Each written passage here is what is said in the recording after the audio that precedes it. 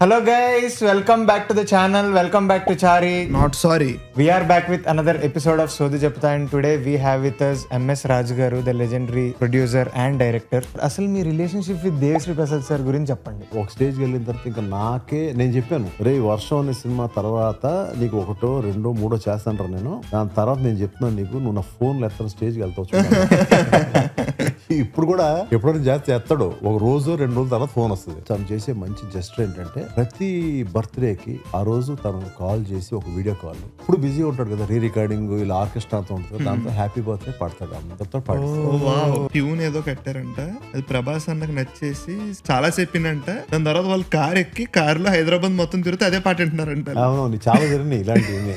ప్రభాస్ ఏంటంటే తను చేయబోయే సినిమా తనకి బ్రేక్ రాబోతుంది, మెల్లగా వినిపిద్దాంలే, నాకు ఓకే అయిన తర్వాత తను వచ్చేసి నేను ఇలాగ వెళ్ళంగానే వినేసేవాడు.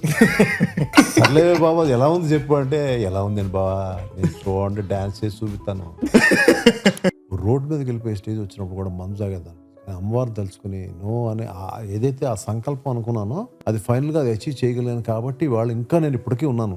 నేను ఎక్కడో మళ్ళీ నా థియేటర్ ఆడియన్స్ తెచ్చుకోవాలి, మళ్ళీ ఒక్కసారి ఆ స్కోర్ చూడాలి, అలా ఇలాంటి ఫిల్మ్ ద్వారా అచీవ్ చేయగలనేమో అనిపించింది. ఇప్పుడు బయర్స్ వస్తారు సార్, అమ్మడానికన్నా బయర్లు వస్తారు. వచ్చినప్పుడు ఎలా ఒప్పించేవారు, ఎలా నమ్మించేవారు? మోహన్ బాబు గారు నాకు బాగా ఇష్టమైన వ్యక్తి. ఆయన ఏదో ఒక సినిమాలో అంటారు, నా రూటే వేరు. యూజువల్లీ ఇంట్లోనే ఉంటది కదా, ఇంకా రిలాక్స్ అవ్వండి చాలు. మా ఇంట్లో వేరండి, చంపేస్తారు అందరూ. హిట్ కొట్టకపోతే బిర్యానీ వండి పెట్టండి. బిర్యానీకి అన్నమే పెట్టడం, అన్నమే పెడతాం.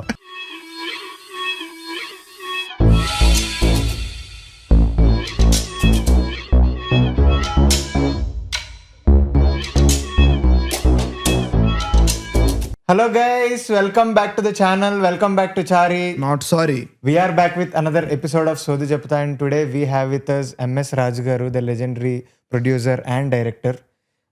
ఈరోజు చాలా విషయాలు మాట్లాడుకోవాలి. ఎన్నో నా ఫేవరెట్ సినిమాలు ఎన్నిటికో సార్ ప్రొడ్యూసర్ అండ్ ఇప్పుడు డైరెక్షన్లో కూడా చాలా సినిమాలు చేశారు. సార్ ఫస్ట్ నేను అడగాలనుకున్నది, ఒక 1 year 2 years ago ప్రభాస్ అన్న అన్స్టాపబుల్కి వెళ్తారు. వెళ్ళినప్పుడు మాట్లాడుతూ వర్షం గురించి మాట్లాడుతూ ప్రభాస్ అన్న ఒకటి అంటారనమాట, అసలే ఆ సంక్రాంతికి ఓ పక్కనేమో మీరు వస్తున్నారు, ఓ పక్కన చిరంజీవి గారు వస్తున్నారు, అయినా సరే ఏం కాదు మన సినిమా బాగుంటుందని ఎంఎస్ రాజు చేస్తారు అంటే బాలకృష్ణ గారు దానికి రియాక్ట్ అవుతారు అనమాట. అంటే అప్పట్లో ప్రొడక్షన్లో ఉన్నప్పుడు సుమంత్ ఆర్ట్ ప్రొడక్షన్స్లో మీరు దేవి నుంచి సినిమాలు చేసుకుంటూ వచ్చారు కదా సార్. అండ్ సంక్రాంతి అనేది ఒక పెద్ద విండో. ఎలా చూసేవారు సార్? అంటే ఇప్పుడు మన వర్షం, యంగ్ హీరో అలాగే ఏమన్నా ఉండేది? అసలు మీ ఐడియా ఎలా ఉండేది సార్ టువర్డ్స్ రిలీజింగ్ మూవీస్? అంటే అట్లాగే ఏం లేదు, అంటే ఇట్స్ కాన్ఫిడెన్స్ అనేది ఫస్ట్ ప్రయారిటీ. ఓకే. సో కాన్ఫిడెన్స్ని బట్టి మనం మిగిలిన ఫిల్మ్స్ మీద తీసుకొచ్చి అక్కడ కావాలని వేయడం అనేది కాదు, కానీ సంక్రాంతి అనేది ఇట్ టేక్స్ 2-3 ఫిల్మ్స్. అందులో ఒకటి ఏంటంటే ఈ మధ్య మనం లేటెస్ట్గా చూసే లాస్ట్ 2-3-4 సంక్రాంతి దాంట్లో కూడా ఆ రేసెస్లో ఎక్కువ ఫిల్మ్సే ఆడుతున్నాయి. సో ఏది ఎక్కువ అన్నిటికంటే ఎక్కువ కలెక్ట్ చేసింది అనేది దాని మీద వచ్చినప్పుడు అప్పుడు వర్షం ఎక్కువ కలెక్ట్ చేసింది. సో అదేంటంటే లక్కీగా ప్రభాస్కి 2 పెద్ద హీరోల మీద వేసిన వల్ల కొంచెం ఆ ఫ్యాన్షిప్ కానీ లేదంటే అది వాటికంటే ఇది బెటర్గా ఉందని, కానీ ఉన్నదానికంటే తనకి ఎక్కువ పేరు రావడం అనేది. So I think it's so happened. Before we move forward sir, ఒకసారి మీ ఫిల్మోగ్రఫీ చదువుతాను నేను. 1987లో మనవాడు వస్తున్నాడు అనే ఫిల్మ్తో స్టార్ట్ చేశారు. దాని తర్వాత శత్రువు, పోలీస్ లాకప్, స్ట్రీట్ ఫైటర్. ఇక్కడ వరకు నిజంగా మాట్లాడుకుంటే మా జనరేషన్కి తెలియని సినిమాలు అంతలా.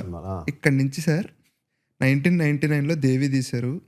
దేవి పుత్రుడు, మనసంతా నువ్వే, నీ స్నేహం, ఒక్కడు, వర్షం, నువ్వు వస్తానంటే నేను వద్దంటానా, పౌర్ణమి, ఆట, వాన, మస్కా. అబ్బా అసలు వరుస పెట్టి. సో ఇప్పుడు నేను మిమ్మల్ని ఒక క్వశ్చన్ అడుగుదాం అనుకుంటున్నాను సార్. వీటన్నిటికీ మీరు ప్రొడ్యూసర్ కదా, మీ దృష్టిలో అసలు ప్రొడ్యూసర్ అనే వాళ్ళ ఆ రోల్కున్న రోల్స్ అండ్ రెస్పాన్సిబిలిటీస్ ఏంటి సార్? ప్రొడ్యూసర్ అంటే ప్రొడ్యూసర్ అంత ముందు ఉన్న ప్రొడ్యూసర్స్ వేరు, ఇప్పుడున్న ప్రొడ్యూసర్స్ వేరు. ఎక్కువ మంది ఇప్పుడు కూడా నేను అందరినీ అన్నాను. ఓకే. ఎక్కువ ప్రొడ్యూసర్స్ అప్పుడు నేను నా కాలంలో ఉండగా, ఇప్పుడు నా కాలం కాదు, ఇప్పుడు సో అప్పుడు చాలామంది రామానాయుడు గారి దగ్గర నుంచి ఓకే. వీళ్ళందరినీ కూడా నేను ఇన్స్పిరేషన్గా తీసుకున్న వారంతా కూడా ఎక్కువ స్ట్రాంగ్గా కథ నమ్మేవారు. ఓకే. ఆ కథలో కృష్ణ గారు సోమబాబు చేయాలి ముందడుగు అని అంటే కథ ఫైనలైజ్ అయిన తర్వాతే వెళ్ళి వాళ్ళని అడిగేవారు. వాళ్ళ డేట్స్ని బట్టి ఆ సినిమా చేసేవారు. ఓకే. సో ఈవెన్ నేను కూడా అట్లాగే ఎక్కువ అంటే ఒక కథ ఫార్మెట్ వచ్చిన తర్వాతే వెంకటేష్ గారితో సినిమా చేయాలి, శత్రు అనే సినిమా. ఇలాగా ఒక మనసంతా నువ్వే కథ ఫార్మెట్ ఫైనల్ సో అయిన తర్వాత ఏదో ఒక kind of soft kind of hero, ఒక ఉదయకరణ్ ఇట్లా చేసుకుంటూ వచ్చినాయి ఉన్నాయి. ఇప్పుడు ఉన్న జనరేషన్లో ఉన్న ప్రొడ్యూసర్స్ ప్యాషనెట్గా అయితే ఉన్నారు. మనం ఏదో విధంగా ప్రూవ్ చేసుకోవాలి, ఏదో విధంగా గట్టి కొట్టాలి, నంబర్ ఆఫ్ ఫిల్మ్స్ చేయాలి, ఒకటే ఫిల్మ్ సంవత్సరానికి కాదు అని ఒక బిజినెస్ యాటిట్యూడ్, మా అందరికి లేని ఒక బిజినెస్ యాటిట్యూడ్ వాళ్ళకి ఉంది. అట్ ద సేమ్ టైం ఏంటంటే ఇన్ని ఫిల్మ్స్ మనం కాన్సన్ట్రేట్ చేసి ఒకదాని మీదే మొత్తం మన కథ గద దృష్టి పెట్టకుండా ఎక్కువ నెంబర్ ఆఫ్ ఫిల్మ్స్ చేసే ప్రాసెస్లో they believe the directors more. So అందువల్ల సక్సెస్ఫుల్గా ఉన్న డైరెక్టర్స్ని తీసుకోవడం, సో వాళ్ళకి రెమ్యునరేషన్, వాళ్ళకి ఇబ్బంది లేనట్టుగా వాళ్ళు బాగా చూసుకోవడం. సో ఇటువంటి కైండ్ ఆఫ్ ప్రొడక్షన్స్ వచ్చేసినాయి ఎక్కువ. నేను అందరినీ అన్నాను, like there are few main ప్రొడక్షన్స్లో కూడా కొన్ని ఉన్నాయి. At the same time passion, వీళ్ళందరూ ప్యాషనేటే, వీళ్ళందరూ ఏది ఐ మీన్ ఏదో ఆ సోది ఈ సోది చెప్పుకునే కైండ్ అయితే కాదు. నేను ఎప్పుడన్నా మేము కలిసినా కూడా సినిమా గురించి మాట్లాడుకుంటాం. సినిమాయే, ఏదైనా సినిమాయే. ఒక్కొక్క ప్రొడ్యూసర్ ఒక రకంగా ఉంటారు. నేను ఒకలా ఉంటాను, నా ఫ్రెండ్ శ్యామ్ ప్రసాద్ రెడ్డి ఒకలా ఉంటాడు. సో మేము మా పాయింట్ ఆఫ్ వ్యూ నుంచి మేము సినిమా తీయాలనుకుంటాం ఇప్పటికి కూడా. సో ఇప్పుడు కొంత ఏంటంటే కొంచెం హీరో డైరెక్టర్స్ మీద కొంచెం డిపెండ్ అయిపోయిన స్టేజ్ అయితే ఉంది. అది కాలం బట్టి వచ్చిన మార్పు అని నేను అనుకుంటాను. ఓకే. అప్పట్లో ఇలా లేవా సార్? అంటే ఇదివరకు ఎట్లా ఉండేది అంటే, ఒక ఎన్టీ రామారావు గారు మరి పాత విషయాలు చెప్తా అనుకోకపోతే అప్పుడు వెళ్ళి పొద్దున్నే 4:30కి వెళ్ళి ఆయనకు ఒకసారి స్టోరీ చెప్పేస్తే, ఓకే బ్రదర్ ఇది బాగుంది చేసేయండి, మీ మీద మాకు నమ్మకం ఉంది అంతే. తర్వాత వచ్చి ఆయనకు సీన్ పేపర్ ఇచ్చి ఇదిగో ఇట్లా ఇట్లా ఇట్లా సీన్ అనుకుంటే అట్లా మామూలుగా వెళ్ళిపోయేవాళ్ళు. హీరో కృష్ణ గారు, సోమబాబు గారు వీళ్ళందరూ కూడా స్లోగా తర్వాత ఒక కైండ్ ఆఫ్ అంటే ప్రతి సినిమాని కేర్ఫుల్గా అది హ్యాండిల్ చేయాలి. అంటే ఎందుకు ఇప్పుడున్న హీరోలు అట్లా జాగ్రత్తగా డెసిషన్స్ తీసుకుంటారంటే స్టేక్ పెరిగిపోయింది. సో నేను వాళ్ళ తప్పని నేను అన్నాను. స్టేక్ పెరిగిపోయింది, కొన్ని హండ్రెడ్స్ ఆఫ్ క్రోర్స్ సినిమా వెళ్ళిపోయింది. సో ప్రతిదీ కేర్ఫుల్గా, అంటే వాళ్ళ ఒక్కటి పోతే పక్కన పెట్టేస్తారు సడన్గా. ఎన్నో ట్రోల్స్ అయిపోయింది, ఇంక మళ్ళీ అది లెగడానికి ఇంకో 2-3 ఏళ్ళు 4 ఏళ్ళు పడుతుంది. అందువల్ల ప్రతిదీ కేర్ తీసుకుంటారు. అయినా కూడా సినిమాలు ఆడతాయని నమ్మకం కూడా లేదనుకో, బట్ స్టిల్ ఎవరి కేర్లో అలా ఉండడం అనేది 100% ఇట్ ఈస్ రాంగ్ అయితే నేను చెప్పను. మీరు ఎప్పుడు ఒకే టైంలో 2-3 సినిమాలు తీసింది లేదా సార్? ఒకసారి చేశానండి. ఒకేసారి మనసంతా నువ్వే, నీ స్నేహం ఒక్కడు, 3 ఫిలిమ్స్ స్టోరీస్ ఓకే చేశాను జస్ట్ ఒకేసారి. దేవి తీసిన హుషార్లో, తర్వాత దేవిపుత్రుడు సినిమా నేను అనుకున్నంత రేంజ్ రాకపోయినా కూడా అక్కడ ఉన్న ఆ స్పీడ్లో నేను ఒకేసారి మనసంతా నువ్వే, ఆ కథ నేనే అనుకున్నది, అది చేయాలనుకున్నాను. సో అది స్టార్ట్ చేసే లోపలే వచ్చి నీ స్నేహం అనే ఫిలిం కూడా కథ విన్నాను. అది నాకు బాగానే అనిపించింది. తర్వాత ఒక్కడనే ఫిలిం మహేష్ చెప్పించాడు ఐడియా. సో దాని మీద మళ్ళీ సిట్టింగ్స్, కూర్చోడాలు ఇవన్నీ కూడా. బట్ ఫార్మట్ వైజ్ కానీ షూటింగ్ వైజ్ కానీ నాకు ఫస్ట్ మనసంతా ఫినిష్ అయింది. తర్వాత నీ స్నేహం ఒకసారి జరిగింది ఆల్మోస్ట్. ఓకే సార్, మీరు ఇప్పుడు ఒక స్టార్ హీరోని తీసుకుని, స్టార్ డైరెక్టర్ని తీసుకుని జస్ట్ ఆ కాంబినేషన్ నమ్ముకుని వెళ్ళడం అనే ప్రాసెస్ మీ టేక్ ఏంటి దానిపైన? కథ కాదు సెకండ్. నేను అలాగా చేసిన 2-3 సినిమాలు ఆడలేదు. అంటే అది మోర్ లైక్ కాంబినేషన్ అమ్ముకుందాం అనే ఉద్దేశం కాదు. అది మోర్ లైక్ ఏంటంటే ఒక కంఫర్టబుల్ యాక్టర్, లైక్ యూనో నేను ఒక ప్రభాస్తో సినిమా చేశాను వర్షం, బాగా క్లోజ్ అయిపోయాము. సో మళ్ళీ నాతో సినిమా చేయరా అనే దగ్గరకు వచ్చినట్టుకి ఆ సినిమా చేయాలి.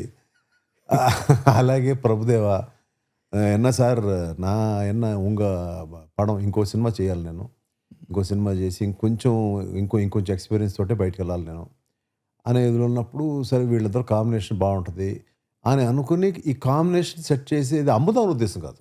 నాకు అమ్ముదాము డబ్బులు అనేది లేదు ఎప్పుడు కూడా. అప్పుడు కథను కుకప్ చేసి పౌర్ణమి అనేది, ఓకే, అప్పుడు ప్రభుదేవ కరెక్ట్ కానీ ప్రభాస్ కరెక్ట్ కాదు అని నాకు ఫీలింగ్ ఉండేది లోపల. సినిమా స్టార్ట్ అవ్వకముందేనా? ఉండేది, కొంచెం ఉండేది. కానీ అది తను ఎగ్జైట్ అయ్యాడు.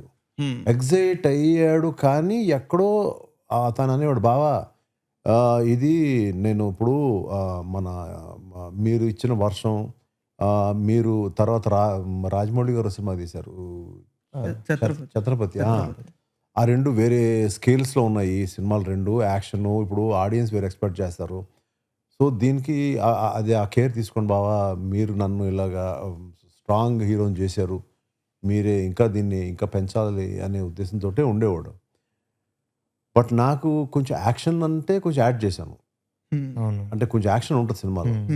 కానీ ఆ మీల్స్ వెజిటేరియనే ఇచ్చాను. అది జనానికి ఆ టైంలో, అప్పుడు ఆ టైంలో it was a wrong timing. Maybe ఎక్కడో ఒక డిఫరెంట్ ఫిలిం వచ్చుంటే బాగుండనే స్టేజ్లో తీసుంటే ఇంకో రకంగా ఉండేది. సో బట్ ఇప్పటికీ పౌర్ణమి అనేది ఏదైనా ఎవరైనా చెప్పినా అది స్టార్ట్ చేస్తే టీవీలో వస్తే మేము అది మొత్తం ఫినిష్ అయ్యేవారు చూస్తామని అంటారు. సో ఎన్ని కల్ట్లోకి వెళ్తాయి. సో అది ఏంటంటే క్రిటికల్లీ ఎక్లైమ్డ్, బాగా తీశారు, మంచి మంచి సెట్స్ వేశారు, కష్టపడ్డారు, ఇలాంటివి ఉన్నాయి. కష్టపడితే సక్సెస్ వస్తుంది అనేది పక్కన పెడితే కథ స్ట్రాంగ్గా ఉండాలి. నాకు హీరోలతో చేయాలంటే భయం. అందుకే వాళ్ళ ఇమేజెస్కి నేను కనుక అందుకోలేకపోతే సినిమా దెబ్బడిపోతాయి. ఓకే, యాక్చువల్లీ నేను పౌర్ణమి గురించి అడుగుదాం అనుకుంటున్నాను సార్. ఎందుకంటే నువ్వు వస్తానంటే నేను వద్దంటానా పెద్ద హిట్, లైక్ అన్ని విధాలుగా హిట్. అదే కాంబినేషన్తో జస్ట్ నాకు తెలిసి హీరో మారారు అంతే. అక్కడ music director same, director same, producer మీరే, అదంతా మిగతా టీం అంతా సేమ్. అండ్ ఈ నువ్వు వస్తానంటే నేను వద్దంటాను పౌర్ణమికి ఒక చిన్న సిమిలారిటీ ఉంది సార్. ఒక కామన్ థింగ్ ఉంది. నువ్వు వస్తానంటే నేను వద్దంటాను ఒక మ్యూజిక్ని ఇందులో పాట కింద మొగల నౌకలా మార్చారు. అది ఎలా కుదిరింది? ఎందుకంటే అది తను దేవి కంపోజ్ చేసినప్పుడు ఆ పాట నువ్వు వస్తానంటానా నాకు చాలా ఇష్టం. ఈవెన్ రీ రికార్డింగ్ తను కంపోజ్ చేసి నన్ను ఎప్పుడు పిలుస్తాడు. నన్ను పిలిచినప్పుడు ఆ బిట్ నాకు విపరీతమైన, అంటే మళ్ళీ మళ్ళీ ఇంకోసారి ఏమి ఇచ్చుకున్నామండి. మళ్ళీ ఇంటికి వెళ్ళిన తర్వాత కూడా ఫోన్ చేసి ఒకసారి నాకు వినిపించవా అనేవాడిని. అది ఎక్కడో పౌర్ణమిలో కైండ్ ఆఫ్ మ్యూజిక్ సెక్షన్స్ జరుగుతున్నప్పుడు ఎందుకో నేను అది చిన్న హమ్ చేస్తున్నా, అది హమ్ చేస్తా ఉంటే తన అన్నాడా నేను అన్నాడైతే నాకు గుర్తులేదు. నేనే అన్నానంటే అబద్ధం అవ్వచ్చు, తనే అన్నాడంటే, బట్ ఇద్దరులో ఎవరో ఒకళ్ళు మాత్రం అన్నాం. ఇది ఒక పాట చేసేద్దామా అని అనిపించింది నాకు. పాట చేసి, ఎందుకంటే అది పాపులర్గా వెళ్తున్న ఇది కదా. సో అందువల్ల దాన్ని ఒక పాట చేసేసాం. ఆ టైంలో చిన్నగా ఉన్నాం కాబట్టి కన్ఫ్యూజన్ సార్. ఈ పాట ఆ సినిమాలో మ్యూజిక్ అంటే అందులో గుర్రం చూసినప్పుడు మ్యూజిక్ వస్తుంది, చాలా రిజిస్టర్డ్ మ్యూజిక్. ఇందులో పాట అండ్ ఇంకొకటి ఏంటంటే త్రిషా గారే ఉండేవారు, రెండు స్క్రీన్ల మీద త్రిషా గారే ఉంటారు. ఎంత కన్ఫ్యూజన్ అంటే చిన్నపిల్లలకు ముందే ఆ సినిమా ఈ సినిమా ఏంటిది అన్న ఒక కన్ఫ్యూజన్ లో ఉండేదన్నమాట. కానీ ఎక్సలెంట్ మ్యూజిక్ అది. నాకు your relationship with Devi Sri Prasad garu అన్నది మనం కొంచెంసేపు మాట్లాడుకోవాలని ఉంది సార్. బికాజ్ దేవి సార్ని దేవి సినిమాతో ఇంట్రడ్యూస్, అంటే తెలుగు సినిమాల్లోకి వచ్చింది దేవి సినిమాతో, దేవిశ్రీ ప్రసాద్ సార్. అక్కడి నుంచి అసలు ఇప్పుడు వర్షం ఒకటి, తర్వాత నువ్వు వస్తాను నేను వద్దంటానా, పౌర్ణమి, ఆట, అసలు ఎక్సలెంట్ ఆల్బమ్ సార్. ఇంకా గట్టిగా మాట్లాడితే నాకు ఆట ఆల్బమ్ పిచ్చిష్టం. మేము ఇప్పటికే వినాల్సినంత ఆట ఆల్బమ్ ఇన్ని ఉన్నాయి కదా సార్. అసలు మీ relationship with Devi Sri Prasad sir గురించి చెప్పండి. ఫస్ట్ చాలా ఇంటర్వ్యూస్లో చెప్పాను, బట్ ఏదో ఎక్కడో ఒక మనిషి పెద్దోడు అవ్వాలంటే ఏయో కొన్ని దాని ఏమంటారు చుట్టూ ఉన్న సంథింగ్ ఏదంటే చుట్టూ ఉన్న ప్లానెట్స్ అనే సపోర్ట్ ఉండాలంటారు కదా, యూనివర్స్ నేచర్ అంటారు కదా. అది దేవిశ్రీ ప్రసాద్ అనే విషయంలో నాకైతే జరిగింది. నేను క్యాజువల్గా వెళ్ళి వాళ్ళ ఫాదర్ బాగా తెలుసు, ఆయన రైటరు శత్రువు గారు కూడా రాశారు ఆయన, బాగా క్లోజు. ఆయన ఇంటికి నాకు ఏదన్నా మూడ్ బాగాలేనప్పుడు లేదంటే మూడ్ ఎక్కువ బాగున్నప్పుడు అలా వెళ్ళి ఆయనతో పాటు కూర్చుని ఒక 2 పెగ్గులు వేసి అవి సరదా కౌరులు చెప్పి నా కథ ఆయనకి చెప్పేసి అలా అలా ఏదో ఒకటి జరుగుతూ ఉండేది. ఆ టైంలో వీడు ఈ కుర్రోడు ఒక రూమ్లో కూర్చుని ఒక చిన్న కీబోర్డ్ ఒకటి పెట్టుకుని బాబా బాబా బా అని ఒక గొంతుకుతోటి పిచ్చి గొంతుకుతోటి పాడుతూ ఉండేవాడు. ఏంట్రా అని అనుకుంటా ఉండేవాడిని. సరిగ్గా ఒక రోజు కుర్రోళ్ళని ఎంకరేజ్ చేయాలి కదా అని చెప్పి ఒకసారి లోపల గదిలోకి వెళ్ళేటప్పుడు కింద చాప మీద చూసి కూర్చున్నాడు. ఏంట్రా కింద కూర్చున్నాడు ఏంట్రా నాయన అన్న. ఊరికే అంకుల్ ఇలా చేస్తున్నాను అది అన్నాడు. సరే అని ఎందుకో తెలియదు, దట్ ఈస్ నేచర్. నీకు అడగాలనిపించింది? నాకు అడగాలనిపించింది. సరేరా ఒక పని చేయి. అప్పుడు ఇళయరాజా గారితో మాటలు జరుగుతాయి. Okay, okay. ఎక్కడో ఏంటంటే ఆయన మేము చేయలేము అంత డబ్బులు పెట్టి అనే దానితో ఆయన దగ్గరికి వెళ్ళి 2-3 సార్లు కాళ్ళ మీద దండం పెట్టి సార్ మీరంటే నాకు ఇష్టం అదంటే కూడా ఆయన ఏంటంటే నాకు మర్యాద కావాలి కదా, చాలా మంచిగా పాపం ఆయన చెప్పేవారు. ఇప్పటికే అది ఆయనతో సినిమా మిస్ అయ్యాను యాక్చువల్గా. కానీ దేవి అనేవాడు అక్కడ నుంచి టోటల్గా ఎమర్జ్ అయ్యాడు. సో ఆయన దగ్గర ఎక్కడో రెమ్యునరేషన్ ఇది సెట్ అవ్వక నాకు ఇక్కడ ఏదో ఆ ఇదిలో ఆ హీట్లో వెళ్ళి వాడికి చెప్పాను, ఏదన్నా ఒక సాంగ్ చెయ్యి నేను చెప్తాను, సాంగ్ సిచ్యువేషన్ చెప్తాను అన్నాను. సాంగ్ సిచ్యువేషన్ చెప్పేశాను. చెప్పిన తర్వాత అలా నేను మీకు చెప్తాను అన్నాడు. సరే అయిన తర్వాత కాసేపు నేను వాళ్ళ ఫాదర్తో కూర్చొని వెళ్ళిపోయాను. అది దాని గురించి వదిలేసాను, మర్చిపోయాను. ఓకే. ఈలోపు ఏం చేద్దామని మా డైరెక్టర్ కోటరామకృష్ణ గారితో మాట్లాడుతూ ఉండగా ఈలోపు ఒక 2 days 3 days తర్వాత మనోడు ఫోన్ చేశాడు. ఓకే. అప్పట్లో పర్టికులర్గా ఒక సెల్ ఫోన్స్ మీద ఎక్కువ బతికే కైండ్ కాదు మనం. అవును, అవును. సో నాకు కాల్ చేసి అంకుల్ ఇలా ఒక పాట అడిగారు కదా, నాకు రెడీగా ఉంది. చూస్తే బయటకు వచ్చి చూస్తే వర్షం కుండపోత కురుస్తుంది, పెద్ద వర్షం. మీ వర్షంలో ఏంటి పిలిచాడు కుర్రోడు అని డిసప్పాయింట్ చేయడం ఎందుకులే, మెల్లగా అలాగే ఈ వర్షం ఉంది కాబట్టి సత్యమూర్తి గారి దగ్గరికి కూడా వెళ్ళిపోయి 2 పెగ్గులేసి ఏదో కాసేపు మైండ్ రిలాక్స్ అవ్వదు అని కార్ వేసుకు వెళ్ళిపోయాను. కార్ డ్రైవర్ లేడు. అప్పట్లో కూడా ఏదో కార్ డ్రైవింగ్ చేసేంత సీన్ కూడా నాకు లేదు. ఓకే. సో నేనే కార్ డ్రైవ్ చేసుకుని వెళ్ళాను. అక్కడ వాళ్ళ ఉండే ఏరియాలో కొంచెం సడన్గా వాటర్ ఎక్కువ వచ్చేస్తుంటుంది. వాళ్ళ సందులోకి దగ్గరలోకి వచ్చిన తర్వాత అది కొంచెం వాటర్ తారీఖు ఎక్కువ అవుతుంది. ఎక్కడో కార్ ఆగిపోయింది. కార్ ఆగిపోయిన తర్వాత దీన్ని దిగి ఎలాగలాగా మెల్లగా ఇప్పుడు ఎంతవరకు మునిగితే ఏదైనా అయిపోద్దేమో అని చెప్పి వెనక్కి వెళ్ళిపోదాము అని ఎటు చూస్తే ఆటోలు వెళ్తున్నాయి. ఆటో పిలిస్తే వాడికి వినపట్ట సౌండ్లో. సరే ఏం చేద్దాం అనుకుంటే నేచర్ అన్నాను కదా, సర్లే ఛాన్స్ తీసుకుని వెళ్ళిపోదామని 1 kilometer ఎంతో లోపల వాటర్లోనే వెళ్ళిపోయాను లోపలికి వెళ్ళిపోయి తర్వాత వాళ్ళ ఇంట్లోకి వెళ్ళి ఇదంతా ఫుల్గా తడిసిపోయాను. ఆ దేవి వాళ్ళు మాత్రం పాపం గబోవ చూసి అంత రెయిన్ కదా పాపం ఇచ్చారు ఆవిడ. సరే మెల్లగా తన దగ్గరికి వెళ్ళాను, కూర్చున్నాను. అయ్యో మిమ్మల్ని ఇబ్బంది పెట్టాను, నన్ను ఇబ్బంది ఊరుకోవా బాబు, ఇబ్బంది ఏంటి సాగుట్టాం నన్ను పట్టుకుని ఇబ్బంది ఏంటాయి బాబు అని సరే లోపలికి వెళ్ళి కూర్చొని ఏంటి చెప్పాను. పర్లేదు రిలాక్స్ అవ్వండి మీకు ఏదైనా వినిపించాను అంటే ఏమిటమ్మ గుండె చప్పుడు ఇంత గొప్పగా ఉన్నది అనేది ఒక ఐడియా. ఒక ఇది పాడనిపించాడు అతనిలో. నేను వాడు అంటున్నాను, మీ రిలేషన్ అటువంటిది. ఇవాళ డిఎస్పి ఫ్యాన్స్ ఏంటి ఈయన వాడు అంటారు కూడా ఏదైనా అంటారేమో తెలియదు కానీ బట్ నాకు అంత క్లోజ్ అవుతాను మరీ ఇంతప్పటి నుంచి. సో అది వినిపించాడు, నువ్వే నాకు మ్యూజిక్ డైరెక్టర్ అప్పుడే ఫిక్స్ అయ్యారు అనేసాను వెంటనే. ఆ సిచ్యువేషన్ సినిమాలో లేదు, ఆ పాట సినిమాలో లేదు. తర్వాత వాళ్ళ ఫాదర్ దగ్గర కూర్చున్నాను, మనం అనుకున్నట్టు ఒక చిన్న మందు గ్లాసు అది పట్టుకున్నాం సరదాగా. అంటే నేను ఆయనతో కూడా చెప్పాను, మీ అబ్బాయిని మ్యూజిక్ డైరెక్టర్ పెట్టుకుంటున్నాను కానీ ఊరుకోండి అన్నాడు. అది కాదండి ముందు వాడు రమ్మనంటే అతను తను ఆయన్ని బుజ్జి అని పిలుస్తాడు. బుజ్జి అని గట్టిగా పిలిచాడు. వచ్చాడు. ఏంటనంటే అంకుల్ ఏదో సరదాగా అంటారులే మీరు పెద్ద పట్టించుకోదారు వాడన్నాడు. గట్టిగా తిట్టాను, ఏంటండి ఏంటి పిచ్చిగా ఉందో మీకు, ఏంటి నేను తీసుకుంటానంటే ఏంటి అంటే అప్పుడు వాళ్ళ ఫాదర్కి కళ్ళ నీళ్ళు ఇప్పటికీ నాకు గుర్తు. ఆ ఫేస్ అది కూడా కళ్ళంటే అలా నీళ్ళు కారణం చూశాను నేను. ఆ యొక్క ఆనందం ఫాదర్ది. ఇది ఆ అబ్బాయి సక్సెస్ అవుతాడా లేదా ఎలాగుంటుంది ఏదో చూస్తే నాకు పెద్ద కథ చెప్పాడు. గ్రాఫిక్స్, వీఫిక్స్ ఏదో పాము గాల్లోకి వెళ్ళిపోద్ది. ఆటిని కొట్టేసి, ఈటిని కొట్టేస్తది. అసలు ఇది చెప్పాడు. అసలు ఏంటి మావాడు చేయగలడా లేదా అనే ఒక ఇది ఉంది. కానీ దేవి మొహంలో మాత్రం అస్సలు నేను చేయలేను అనే మూడ్‌లో లేడు. కాన్ఫిడెంట్. సో అలాగ అయిపోయింది. ఒకటి ఏంటంటే ఇందులో యాక్సెప్టెన్స్ హస్ కమ్ ఫ్రమ్ కోట రామకృష్ణ గారు. అవును సార్. ఎందుకంటే ఆయన డైరెక్టర్ బేసిక్‌గా స్టోరీ నాది. దేవి సినిమా కథ నాది. ఇప్పుడు ఆయన దగ్గర నేనంటే బాగా ట్రస్ట్ ఆయనకి. సో ఆయన sir what ever decision you take you just go head అని చెప్పాడు ఆయన. సో ఇంకా అక్కడి నుంచి అతని యొక్క ఇది స్టార్ట్ అయింది. అతని ఒక ఎర్ర అంటారు కదా. అవును సార్. 100%. సో అక్కడి నుంచి స్టార్ట్ అయింది ఆ సినిమా సక్సెస్. సక్సెస్ అయిన తర్వాత దేవిపుత్రుడు సినిమా చేసినప్పుడు వాళ్ళ ఫాదర్ అడిగారు, ఏంటి నెక్స్ట్ మీరు అలా వదిలేయకండి కుర్రాడిని, పెద్ద హిట్ అయింది సినిమా, మీరు నెక్స్ట్ కంటిన్యూ చేయండి అని. అంటే లేదండి వద్దండి, కుర్రాడిని బోట్లోంచి నీళ్ళలో తోసాను కదా ఇప్పుడు, ఈదనే ఉండి అన్న. ఈదనే ఉండే అని అన్న.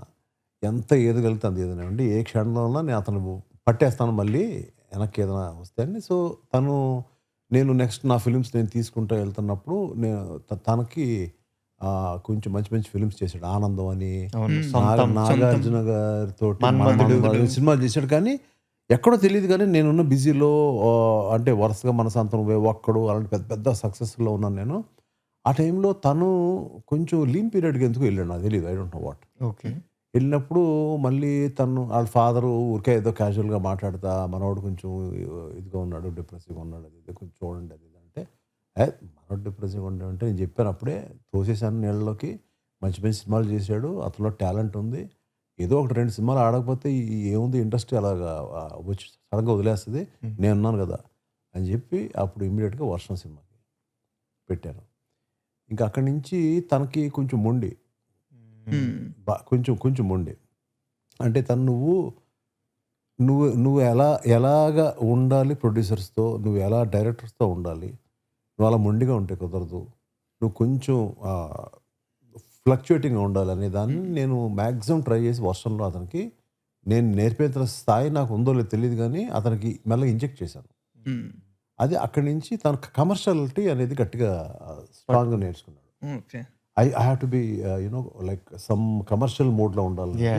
ఇంకా అక్కడి నుంచి ఇంకా ఒక స్టేజ్కి వెళ్ళిన తర్వాత ఇంకా నేను చెప్పాను, రే వర్షం అనే సినిమా తర్వాత నీకు 1, 2, 3 చేస్తాను నేను, దాని తర్వాత నేను చెప్తున్నాను నీకు, నువ్వు నా ఫోన్లో ఎత్తని స్టేజ్కి వెళ్తావు.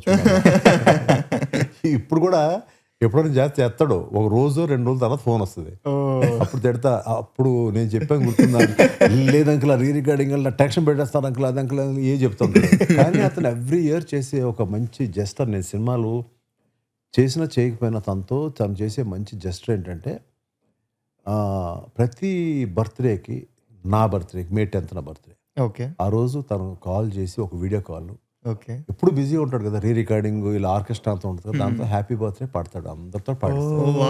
అది సో అటువంటి ఒక నైస్ సూపర్. కానీ అసలు వర్షం తర్వాత ఇంక చూసుకోకర్లేదు సార్. శంకర్దాద MBBS ఒకటి పడింది, తర్వాత అదొకటి ఇంక వరుస, ఇంకా అక్కడి నుంచి మనం చెప్పుకోకర్లేదు. అది ఈజ్ సాలిడ్. ఇంకా అక్కడి నుంచి అండ్ ఇంకొకటి సార్, అంటే మీకు దేవి సార్కి లింక్ ఏంటో తెలియదు, కానీ ఇప్పుడు వర్షం సినిమా ఉంది సార్, వర్షం సినిమాలో నువ్వు వస్తానంటే నేను వద్దంటానా అనేది ఒక పాట హుక్ లైన్, దాన్ని నువ్వు వస్తాను నేను వద్దంటాను సినిమా తీసి అందులో బీజియంతో మళ్ళీ పౌర్ణమి చేశారు. సో ఇలా కంటిన్యూ అవుతూ ఉండేది. అండ్ ఇంకొకటి సార్, మీరు ఇందాక అన్నప్పుడు నేను దేవిని పెట్టుకుందాం అన్నప్పుడు కోడి రామకృష్ణ గారు నన్ను నమ్మారు, నాకున్న జడ్జిమెంట్ని నేను తీసుకున్న కాల్ని ఆయన నమ్మారు. ఇప్పుడు ఇది అడుగుదాం అనుకున్నా సార్, ఇప్పుడు నేను I always have seen you as a creative producer. ఇప్పుడు ఈ టర్మ్ వస్తుంది సార్, ఏదైనా సినిమాకి క్రియేటివ్ ప్రొడ్యూసర్ అని పడుతుంది, కానీ యూజువల్లీ ప్రొడ్యూసర్స్ అంటే కూడా వాళ్ళకి కథ మీద కమాండ్ ఉండాలి, వాళ్ళకి జడ్జ్మెంట్ ఉండాలి, ఫస్ట్ జడ్జ్మెంట్ ఉండాల్సింది ప్రొడ్యూసర్కి, ఇవన్నీ ఉన్నాయి. మీరు క్రియేటివ్లో ఎప్పుడు ఇన్వాల్వ్ అయ్యేవారు. అండ్ మెయిన్లీ మీకు మ్యూజిక్ మీద ఇంట్రెస్టా సార్? అంటే మీరు ఏ సినిమాలు చేసినా సరే మ్యూజిక్లో మీరు ఎక్కువ కూర్చునేవారా, లేకపోతే అంటే నాకు అలా అనిపించింది. మ్యూజిక్ అనేది ఎక్కువ 90% పాట నాదే. ఓకే, ఎక్కువ ఒక్కడనే ఫిలింకి గుణశేఖర్ గారికి నేను ఇస్తాను. దాంట్లో ఆయన చేసింది ఏంటంటే, మణి శర్మ గారితో ఆయన కూర్చునేవారు. ఆయన సెట్ చేసిన పాటలో సపోజ్ ఒకే ట్యూన్ కాకుండా ఒక 2-3 ఓకే. దాంట్లో నాకు వెంటనే చెన్నై నుంచి ఇక్కడ నేను హైదరాబాద్‌లో ఉండి నేను ఇక్కడ అంతా వర్క్ అంతా ఉండేది కదా!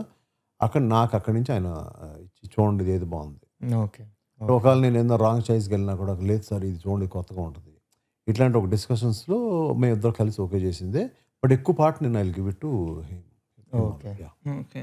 సార్ అసలు ఇప్పుడు అక్కడే ఒకసారి నాకు అడుగుదాం అనిపించింది.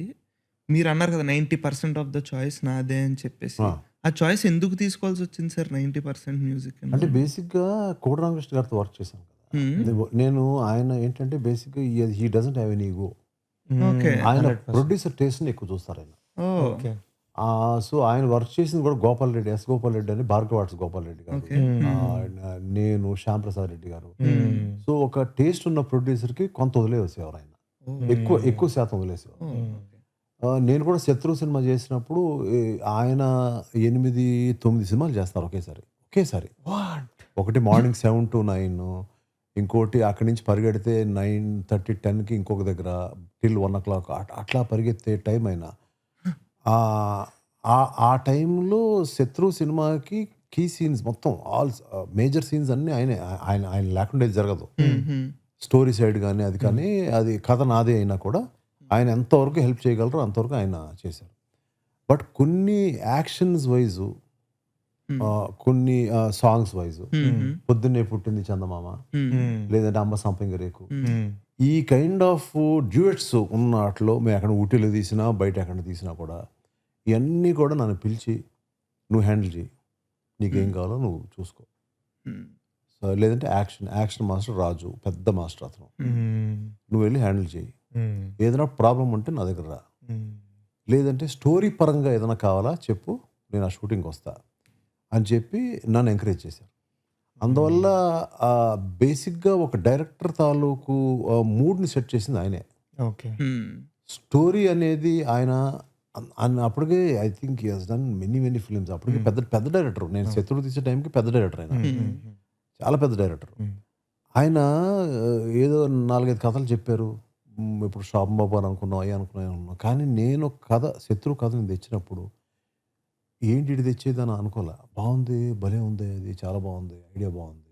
ఇది ఎళ్లి వెంకటేష్ గారికి చెప్తే బావుంటది మనం అని చెప్పి అనుకుని, ఆ కథను ఓన్ చేసుకొని కొన్ని యాడింగ్స్ ఆయన బ్రహ్మాండంగా చేసి, అప్పుడు ఎళ్లి వెంకటేష్ బాబుకి ఎళ్లి కథ చెప్పాం.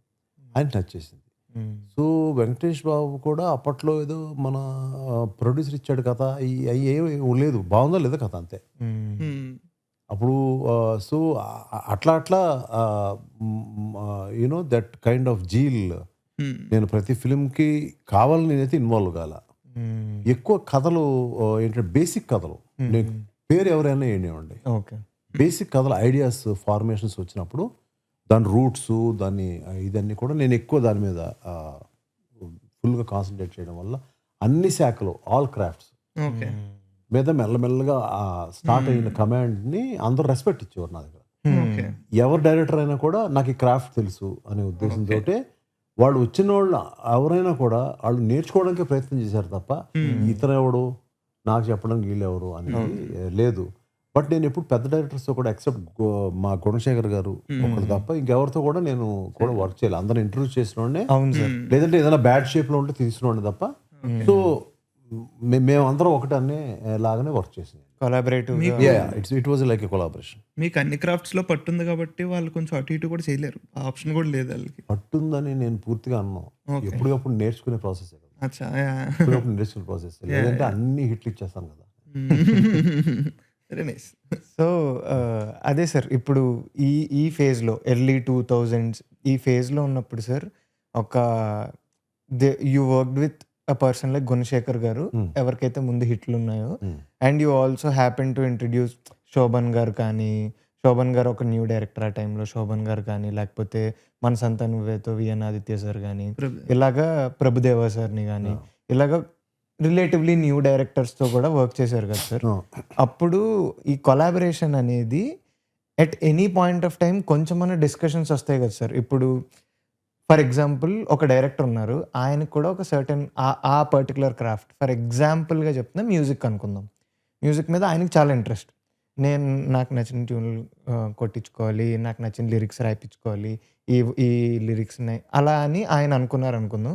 మీకు కూడా అదే అదే క్రాఫ్ట్లో ఇంట్రెస్ట్ ఉందనుకుందాం సార్. అప్పుడు డిస్కషన్స్ ఎలా ఉండేవి సార్? అంటే ఏమన్నా ఓపెన్గా చెప్పాలంటే discussions only like except film called ఒక్కడో, మిగిలినన్ని కూడా వన్ సైడే. ఓకే. ఓకే. అంటే నేను ఏదైతే నాకు నచ్చిందో నా నా వెనకాతల ఉన్న పీపుల్కి, whether it is a director, whether it is a cameraman, వాళ్ళందరికీ నచ్చేది. ఓకే. అందువల్ల దాని మీద డిస్కషన్ ఉండేది కాదు. ఓకే. ఓకే. సో అంతే తప్ప నేను అనుకున్నది, నేను పట్టుకున్న కుందేలకు 3 కాళ్ళు అంటే ఆడు కూడా 3 కాళ్ళు, నేను ఛాన్స్ ఇచ్చాను కాబట్టి అనేది ఉండదు. ఎక్కడన్నా నేను ఏదన్నా రాంగ్ వెళ్ళినా కూడా సరే తప్పేమో సార్ అనేటట్టుగానే మేము అందరం కలిసికట్టుగానే ఉండేవాళ్ళు. ఎక్కడ మిస్అండర్స్టాండింగ్లు ఎక్కడ కూడా ఎప్పుడు అయితే ఆ స్టేజ్కి అయితే రాలేదు. సూపర్. అండ్ ఇందాక మీరు మాట్లాడుతూ ప్రభాస్ అన్న గురించి చెప్తూ, ప్రభాస్ సార్ మిమ్మల్ని బావా అని మీరు పిలుచుకుంటారు అన్నట్టు ఉంది కదా. అసలు ప్రభాస్ అన్నకి మీకు ఈ ర్యాపో అంటే బికాజ్ ప్రభాస్ అన్నతో ఇప్పుడు బయటకి ఆయన పెద్దగా అనిపించరు, మొహమాటం ఎక్కువ ప్రభాస్ అన్నకి. కానీ మీరు మాట్లాడుకున్నప్పుడు మీ డిస్కషన్లు కానీ వాటిల్లో ఎలా ఉండేది ప్రభాస్? మొహమాటం లోపల కాదు. ఓకే. మొత్తం అలరి మామూలు అలరు కాదు. మామూలు అలరు. నేను చూసినంత ప్రభాస్ ఎవరు చూడలేదు. He was very lovely. అంటే నాకు ఎప్పుడన్నా నా దగ్గర తను వచ్చాడని నేను తన ఇంటికి వెళ్ళాను అనలేదు. వచ్చేయండి మన ఫ్రెండ్స్ అందరూ మీరు ఖాళీగా ఉంటే వచ్చేయండి అది ఇది అని. లేదమ్మా నాకు ఏదో డిస్కషన్ ఎప్పుడు డిస్కషన్ రండి, ఉంటుంది డిస్కషన్ రండి, లేదంటే నేను వచ్చేస్తాను కారు వేసుకుని రండి అనేవాడు. లేదు సర్లే నేనే వస్తానులే బాబు అని. అట్లా ఎప్పుడు కూడా నేను కారు ఆగినప్పుడు తను నా కోసం బయట అనేది లేని రోజైతే లేదు. బయట ఉండేవాడు. వాళ్ళ ఫ్రెండ్స్ రిసీవ్ చేసుకుని లోపల తీసుకెళ్ళేవాడు. That was the kind of respect add. And ఇంకా లోపల కూర్చున్న తర్వాత అది ఎట్లా ఉంటుందంటే లైక్ ఎంజాయ్మెంట్. ఎవరి గురించి సోది ఉండదు, బయట వాళ్ళ గురించి, బయట సినిమాల గురించి ఉండదు. మన సినిమా గురించే మన డిస్కషను, లేదంటే తను చేసే సినిమా గురించి తన డిస్కషను. ఓకే. ప్లస్ అప్పట్లో ఒక స్క్రీన్ ఉండేది తన ఇంట్లో, చాలా పెద్ద స్క్రీన్ అది. సో ఆ స్క్రీన్ మీద తనకు నచ్చిన songs, whether it is Ilaiyaraaja గారు కానీ ఉండేది. సో వర్షం పెద్ద హిట్ అయిపోయిన తర్వాత ఉన్న స్టేజెస్లో కూడా నేను వేరే ఫిల్మ్ ఏదో చేస్తున్నప్పుడు, ఐ థింక్ నువ్వు వస్తానంటాను చేసినప్పుడు కూడా, నేను తన ఇంటికి వెళ్ళినప్పుడు ఆ స్క్రీన్ మీద ఒకసారి బాగా చూడండి కూర్చుని అని చెప్పి అక్కడ కూర్చోబెట్టి వర్షం సినిమాని మళ్ళీ తన ఇంట్రడక్షన్ అది తన ఇంట్రడక్షన్ నాకు చూపిస్తా, లేదంటే నేను ప్రభుదేవా ఇద్దరు వెళ్తే ఇంకా అవన్నీ వేసుకుని ఆ డ్యాన్సులు చేస్తా ఊగుతా అంటే తను యూనో ఈ కైండ్ ఆఫ్ ఎంజాయ్మెంట్ అంతా సినిమానే తన సినిమానే. ప్లస్ ఇప్పుడు అందరూ తను పెట్టే ఫీస్ట్ ఫుడ్ అవన్నీ ఇప్పుడు చెప్తున్నారు కానీ నాకు ఎట్లా ఉండేదంటే, అసలు రూము అనేది నేను ఏదైనా వాష్రూమ్కి వెళ్ళాలంటే ఈ ప్రతి ప్లేట్ని ఎలా దాటుకెళ్ళాలి అది పెద్ద టాస్క్. వాళ్ళ ఫ్రెండ్స్ ఇవాళ ఉన్న వంశీ, మన యువి వంశీ, మన ఈ ప్రమోద్, అందరూ వాళ్ళు ఏంటంటే సరదాగా అందరూ కింద కూర్చునేవారు. అంత కార్పెట్ ఉండేది, కింద కూర్చునేవారు. నన్ను ఒక్కడనే ఇక్కడ కూర్చోబెట్టి, మీరు వద్దు, మీరు ఏమయ్యా నేను లావుగున్నాం కానీ కూర్చుంటాను లేవా బాబు కింద, మీరు ఇక్కడే కూర్చోండి అని చెప్పి ఒక్కొక్కళ్ళు వచ్చి నాకు ఇది సర్వ్ చేయడం, అది సర్వ్ చేయడం, అట్లా నన్ను ఫుడ్ పెట్టి మందు పెట్టి చంపేసేవారు. బావా అని పిలుచుకుంటారా? నేను బావాని ఎప్పుడు వెళ్ళను. నేను స్ట్రీట్ ప్రభాస్ అంటాను. బావాని వెళ్ళడం ఫస్ట్ తనే స్టార్ట్ చేశాను. ఒకసారి సార్ అంటాడు ఏదో మూడ్లో, బట్ ఇలాంటి మూడ్స్లో మాత్రం బావా. యాక్చువల్లీ మీరు ఇందాక వర్షం సినిమా గురించి చెప్తున్నారు కదా, డిఎస్పి గారు రీసెంట్గా ఒక ఇంటర్వ్యూ ఇచ్చారు. అందులో నచ్చావి నైజాంపూరి అప్పుడే ట్యూన్ ఏదో కట్టారంట. అది ప్రభాస్ అన్నకు నచ్చేసి సడన్గా అప్పటికప్పుడు స్టూడియోకి వచ్చేసి అది చాలా చెప్పిందంట. దాని తర్వాత వాళ్ళు కార్ ఎక్కి కారులో హైదరాబాద్ మొత్తం తిరిగితే అదే పాట వింటున్నారంట. అవును, చాలా జరిగినాయి ఇలాంటివి. నేను ఏంటంటే సాధారణంగా నేను పెద్దగా హీరోస్ ఇన్వాల్వ్ అవ్వకూడదు, ఓన్లీ కథలు తప్ప మిగతా అట్లా వచ్చి జడ్జ్మెంట్స్ చెప్పకూడదు. ఆ జడ్జ్మెంట్స్ మనకి డైరెక్టర్ అండ్ ప్రొడ్యూసర్స్కి ఉండాలి అనేది నాకు ఆ పాతకాలపు థింగ్ని నేను ఇప్పటికి కంటిన్యూ చేస్తాను. అది యాక్చువల్గా రైట్. ఎందుకంటే they will be different kind of వాళ్ళ పర్సెప్షన్స్లో స్టోరీని ఎట్లా చూస్తారు. మేము కథని ఇంచ్ టు ఇంచ్ రాత్రి పగలు అనుకుంటే మేము అలా చూస్తాము అనే దాని మీద డిఫరెన్షియేట్ ఉంటుంది. బట్ ఇప్పుడున్న హీరోస్ అందరూ very clever. They also involve డీటెయిల్డ్గా వెళ్తున్నాయి. అన్నిసార్లు నేనే రైట్ అన్నా అప్పుడు ఆ కాలంలో అప్పుడు అది. కానీ తనకు ప్రభాస్ ఏంటంటే తను చేయబోయే సినిమా తనకి బ్రేక్ రాబోతుంది, ఆ బ్రేక్ తనకు బ్రేక్ వచ్చే సినిమా, తను ఏ రేంజ్కి వెళ్ళబోతున్నాడు ఏంటి అనేది తనకు చెప్పట్లేదు. కొన్ని ఏదైనా దాస్తున్నారేమో కొన్ని అని దాంతో మెల్లగా టెక్నీషియన్స్ పట్టుకునేవాడు. నేనేం తిడతాను, ఊరుకో బాబు నీకెందుకు, నీకేం సంబంధం అది అంటానేమోనని. అది అది అది నాకు ఎప్పుడు అలాగేదో కావాలని అదేదో సాడిజం ఉండేది కాదు. కానీ మెల్లగా వినిపిద్దాంలే నాకు ఓకే అయిన తర్వాత తను వచ్చేసి నేను ఇలాగ వెళ్ళంగానే వినేసేవాడు. వినేసి ఇంకా తర్వాత ఎప్పుడో తెలిసేది. అప్పుడు తెలిసిన తర్వాత ఏంటి విన్నావా ఏంటి అని అంటే ఏదేదో వెళ్ళలేదు, మరి దేవి గొడవ పడితే వెళ్ళాను నేను, ఏదో ఏదో ఆ జోష్లో ఏదో టపక్క నొక్కేసాం, అది వచ్చేసింది, ఎందులో పాటను అడిగాను నేను, ఇలాంటివన్నీ మాట్లాడేవాడు. సర్లే బాబా ఎలా ఉంది చెప్పు అంటే, ఎలా ఉందండి బాబా నేను చూడండి డ్యాన్స్ చేసి చూపిస్తాను అని. నచ్చావి నైజాపురికి తన హైట్కి చాలా కష్టపడ్డాడు. అది ఒక డిఫరెంట్గా ఉంటుంది. తను చేసినా కూడా డ్యాన్స్ రెగ్యులర్ హీరో చేసినట్టు కాకుండా, సో దానికి అట్లాగా సో తన జీలను చూసి ఒక సెట్ కాదులే అని చెప్పి సెట్లు మార్చాం, తర్వాత కాస్ట్యూమ్స్ మార్చాం. సో అట్లా ఒక ఆ సాంగ్ లో కాస్ట్యూమ్స్ గురించి మాట్లాడాలి సార్. నేను మా అన్నయ్య కూర్చుని ఏమైనా సినిమాలు చూస్తున్నప్పుడు అది ఇది అనుకుంటూ ఉంటాం. అలాగా నచ్చావి నైజాంపూరిలో ప్రభాస్ కాస్ట్యూమ్స్ చూసి ఇంకెవరికి వేసినా బాగోవేమో, అసలు కాస్ట్యూమ్ ఒకటే చూద్దాం ప్రభాస్ని పక్కన పెట్టి కొంచెంసేపు అంటే, స్లీవ్లెస్ చమ్కీలు ఏవో ఉండి కింద పటియాలా లాగా ఏవో వస్తాయి ఆ సాంగ్ లో. మొత్తం అందరు డాన్సర్లతో సహా హీరోయిన్ తో సహా అందరూ చాలా కొత్త కాస్ట్యూమ్స్ అయ్యి. ఇందులో కూడా ఇది మళ్ళీ కొలాబరేటివ్ వర్క్ అంటే కొంచెం లారెన్స్ మాస్టర్ పాట. ఓకే. సో కొన్ని ఆ విభాగానికి కొన్ని ఇలా ఉంటే బాగుంటది సార్, ఇలా ఉంటే బాగుంటది సార్ అని కొన్ని ఆయన ఇచ్చిన సలహాలు కూడా. అప్పుడు చాలా యంగ్ తను, ఏ మాస్టర్ ఏంటి నువ్వు బాగా చేయాలి మాస్టర్, కొట్టాలి ఆ టైప్ లో ఉండేవాళ్ళు అని అనేటట్టు తను ఉండేవాడు, మేమందరం ఉండేవాడు. సార్ అసలు మీరు ప్రొడక్షన్ సైడ్ ఎందుకు రావాల్సి వచ్చింది, అసలు ఎలా స్టార్ట్ అయింది? అంటే మా నాన్నగారు ప్రొడక్షన్ లోనే దిగారు.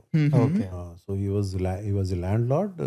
తర్వాత ఆయన ఈ షిఫ్టెడ్ టు చెన్నై అండ్ మెల్లగా ఆయన రిలేటివ్ అయిన అర్జున్ రాజు గారు సమ్ ఫిలిమ్స్ లైక్ మీరు వినే ఉంటారు చిన్నప్పుడు వేటగాడు, కొండవీటి, ఆ ఫిలిమ్స్ తీసిన ఆయన మా అంకుల్. ఆయన is very close to my father.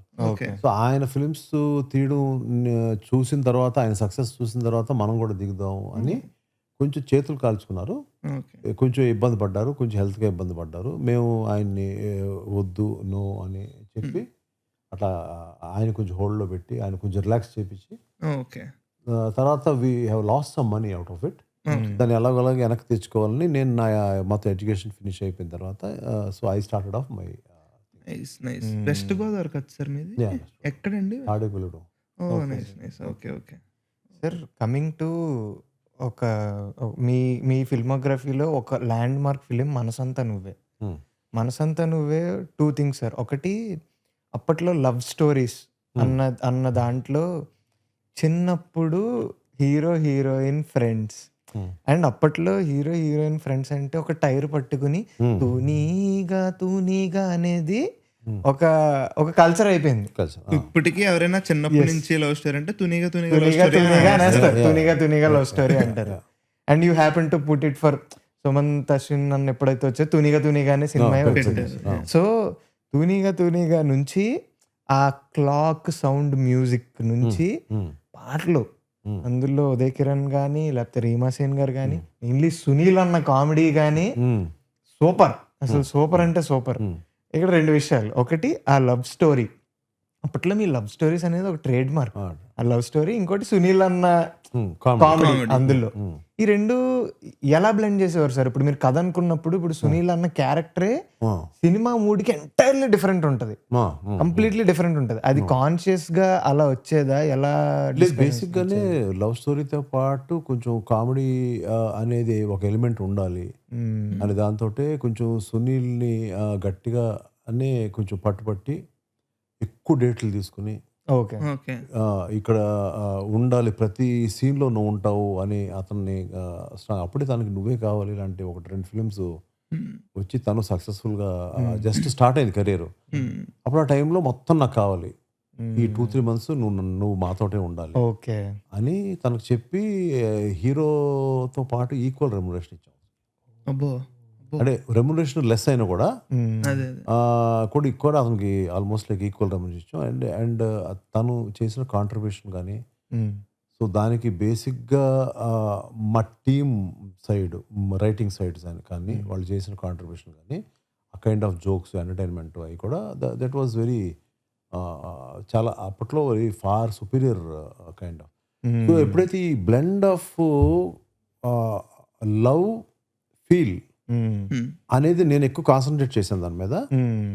అదిని music plus ఎప్పుడైతే ఎంటర్‌టైన్‌మెంట్ ఈ హ్మ్. 3 యాడ్ అయ్యి పర్ఫెక్ట్ కాస్టింగ్ కుదిరిందో, హ్మ్.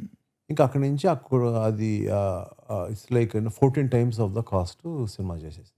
అదే. 14 టైమ్స్ ఆఫ్ ద అబ్బా! మొన్న that was the highest yeah! Earned money. నేను సినిమా అమ్మలేదు ఎవరికి.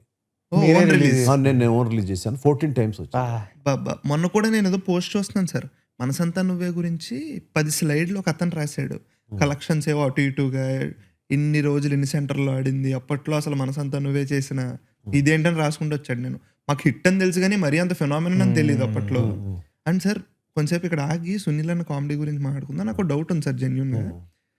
ఇప్పుడు వాట్ మేక్స్ 'సునీల్ అన్న' గ్రేట్ కమెడియన్. 'సునీల్ అన్నే' కాదు బ్రహ్మానందం గారు గానీ ఎవరైనా సరే ఇప్పుడు రాసింది యాక్ట్ చేయాలి. But what makes them better comedian sir? Better comedian నేను దాన్ని డిఫైన్ చేయగలనంటే, వీళ్ళందరూ కూడా కామెడీ ఒక్కటే కాదండి. ఇప్పుడు 'మనసంతా నువ్వే' కానీ ఏదైనా సినిమా తీసుకుంటే తను చేసిన పాథాస్ ఒకసారి గుర్తుపెట్టుకోండి. అవును. అవును. తను వచ్చి వర్షంలో మాట్లాడే డైలాగ్ కానీ, హ్మ్. లాస్ట్‌లో హీరో చనిపోయాడు అనుకున్నప్పుడు తన ఎక్స్‌ప్రెషన్ గానీ, అవును. అతను తిరిగి బతికాడన్న తర్వాత తను పరిగెత్తిన తీరు గానీ, ఆ కైండ్ ఆఫ్ ఇన్వాల్వ్‌మెంట్. అంటే జస్ట్ కామెడీకే కాదు. వీళ్ళంతా they can do any kind of film అనేది ఇప్పుడు ఎమోషన్. Is proving. అంటే హీ కెన్ అంటే ఒక మొన్న 'Pushpa' 'Pushpa' now he is a low villain. Any kind of roles. అంటే కాకపోతే ఏంటంటే కొంతమంది వీళ్ళు ఈ కైండ్ చేయగలరు అనుకుంటారు. కొంతమంది ఎక్స్‌ప్లోర్ చేస్తారు. అవును. ఇలా కూడా వెళ్ళొచ్చా ఎక్స్‌ప్లోర్ చేస్తారు. అట్లా Sunil will blend to any. And one of my favourite persons. నన్ను డాన్ అని పిలుస్తాడు. డాన్. నేను ఎప్పుడు నాకెప్పుడు తను ఫోన్ చేసి నేను చేసి అని అనగానే ఇమ్మీడియేట్ డాను అంటాడు. సరే అట్లా సర్లేవయ్య డాన్ గిన తర్వాత కానీ ఇప్పుడు ప్రస్తుతం అందులో ఆ పరిస్థితిలో లేను కదా, నేను అంత పెద్ద డాన్ కాదు కదా అంటూ ఉంటా ఒక్కోసారి ఎప్పుడైనా ఫెయిల్యూర్ చూసినప్పుడు. డానే బాసు అని ఆ కైండ్ ఆఫ్ ఎంకరేజ్మెంట్. మీరు చూడండి కొడతారు బాస్, మళ్ళీ మీరు మా కొంచెం ఆ కైండ్ నేనంటే బాగా ఇష్టం ఉన్న ఓకే. నైస్. నైస్. అండ్ ఇంకొకటి ఉంది సార్. ఇది నాకు తెలిసి ఇదొక రికార్డ్. అదేంటంటే 'నువ్వొస్తానంటే నేను వద్దంటానా' అనే సినిమా మన ఇండియాలోనే మోస్ట్ నంబర్ ఆఫ్ లాంగ్వేజెస్‌లో రీమేక్ చేసిన సినిమా అనేది మేము చూసాం. 'నువ్వొస్తానని నేను వద్దంటానా' ఒకటి, 'ఒక్కడు' ఒకటి ఫర్ దట్ మ్యాటర్. రీమేక్‌లు ఎక్కువ చేసిన సినిమా. ఒక్కడు అని చెప్పను కానీ నువ్వు వస్తాను వద్దంటానా వరల్డ్ వరల్డ్ రికార్డ్ అదే. అసలు ఆ సినిమా కన్సీవింగే అంటే ఆ థాటే ఒక యూఎస్‌లో very chill life, sophisticated life, sophisticated కూడా కాదు, రిచ్ లైఫ్ బ్రతికే ఒక అబ్బాయి. అలా అని రూరల్‌లో రిచ్‌గా వాల్యూస్ ఉన్న ఒక అమ్మాయి, ఇద్దరు లవ్‌లో పడితే ఎలా ఉంటది. ఆమె ఏమి సైలెంట్‌గా ఉండదు. సిరి అనే క్యారెక్టర్ కూడా చాలా జాయ్‌ఫుల్‌గానే ఉంటది. కానీ తనకంటూ ఒక అన్నున్నాడు. వాళ్ళ ప్రపంచం వేరు, వీళ్ళ ప్రపంచం వేరు. 2 వరల్డ్స్ కొలైడ్ అయినప్పుడు వచ్చే సిచ్యువేషన్. ఈ లైన్ ఐడియా ఎవరిది సార్ సార్? ఎవరు సార్? లైన్ ఐడియా నేను వీరుపోట్ల పేరు పడింది కానీ వీరుపోట్లకి నాకు అండర్స్టాండింగ్ ఎట్లాగంటే, తను సార్ మీరు ఐడియా చెప్పారు, మీరు ఐడియా అనుకున్నారు, మీరు ఇలాంటి ఒక సినిమా నేను చేయాలి అనేది ఐడియా మీరు తెచ్చారు, నా పేరు వేయొద్దన్నాడు. నేను అన్నాను నీ కాంట్రిబ్యూషన్ చాలా ఉంది సినిమాలో. నువ్వు ఇందులో ఉన్న ఎంటర్టైన్మెంట్ పార్ట్స్ కానీ కొన్ని సీక్వెన్సెస్ కానీ మంచి మంచి చెప్పావు. ఇప్పుడు నా కార్డు వేసుకుని ప్రయోజనం నాకేంటి? ఊరికి ఐడియాగా నేను ఫార్మాట్ చెప్పాను, మిగతా అందరూ కలిసిగా వర్క్ చేసాం మనం. ఇందులో నువ్వు నీ పేరు వేసుకోవాల్సిన అవసరం ఉంది అంటే కూడా తను సక్సెస్ మీట్‌లో అప్పుడు కూడా పెద్ద హిట్ అయిన తర్వాత సక్సెస్ మీట్‌లో తను ఓపెన్‌గా చెప్పేసాడు.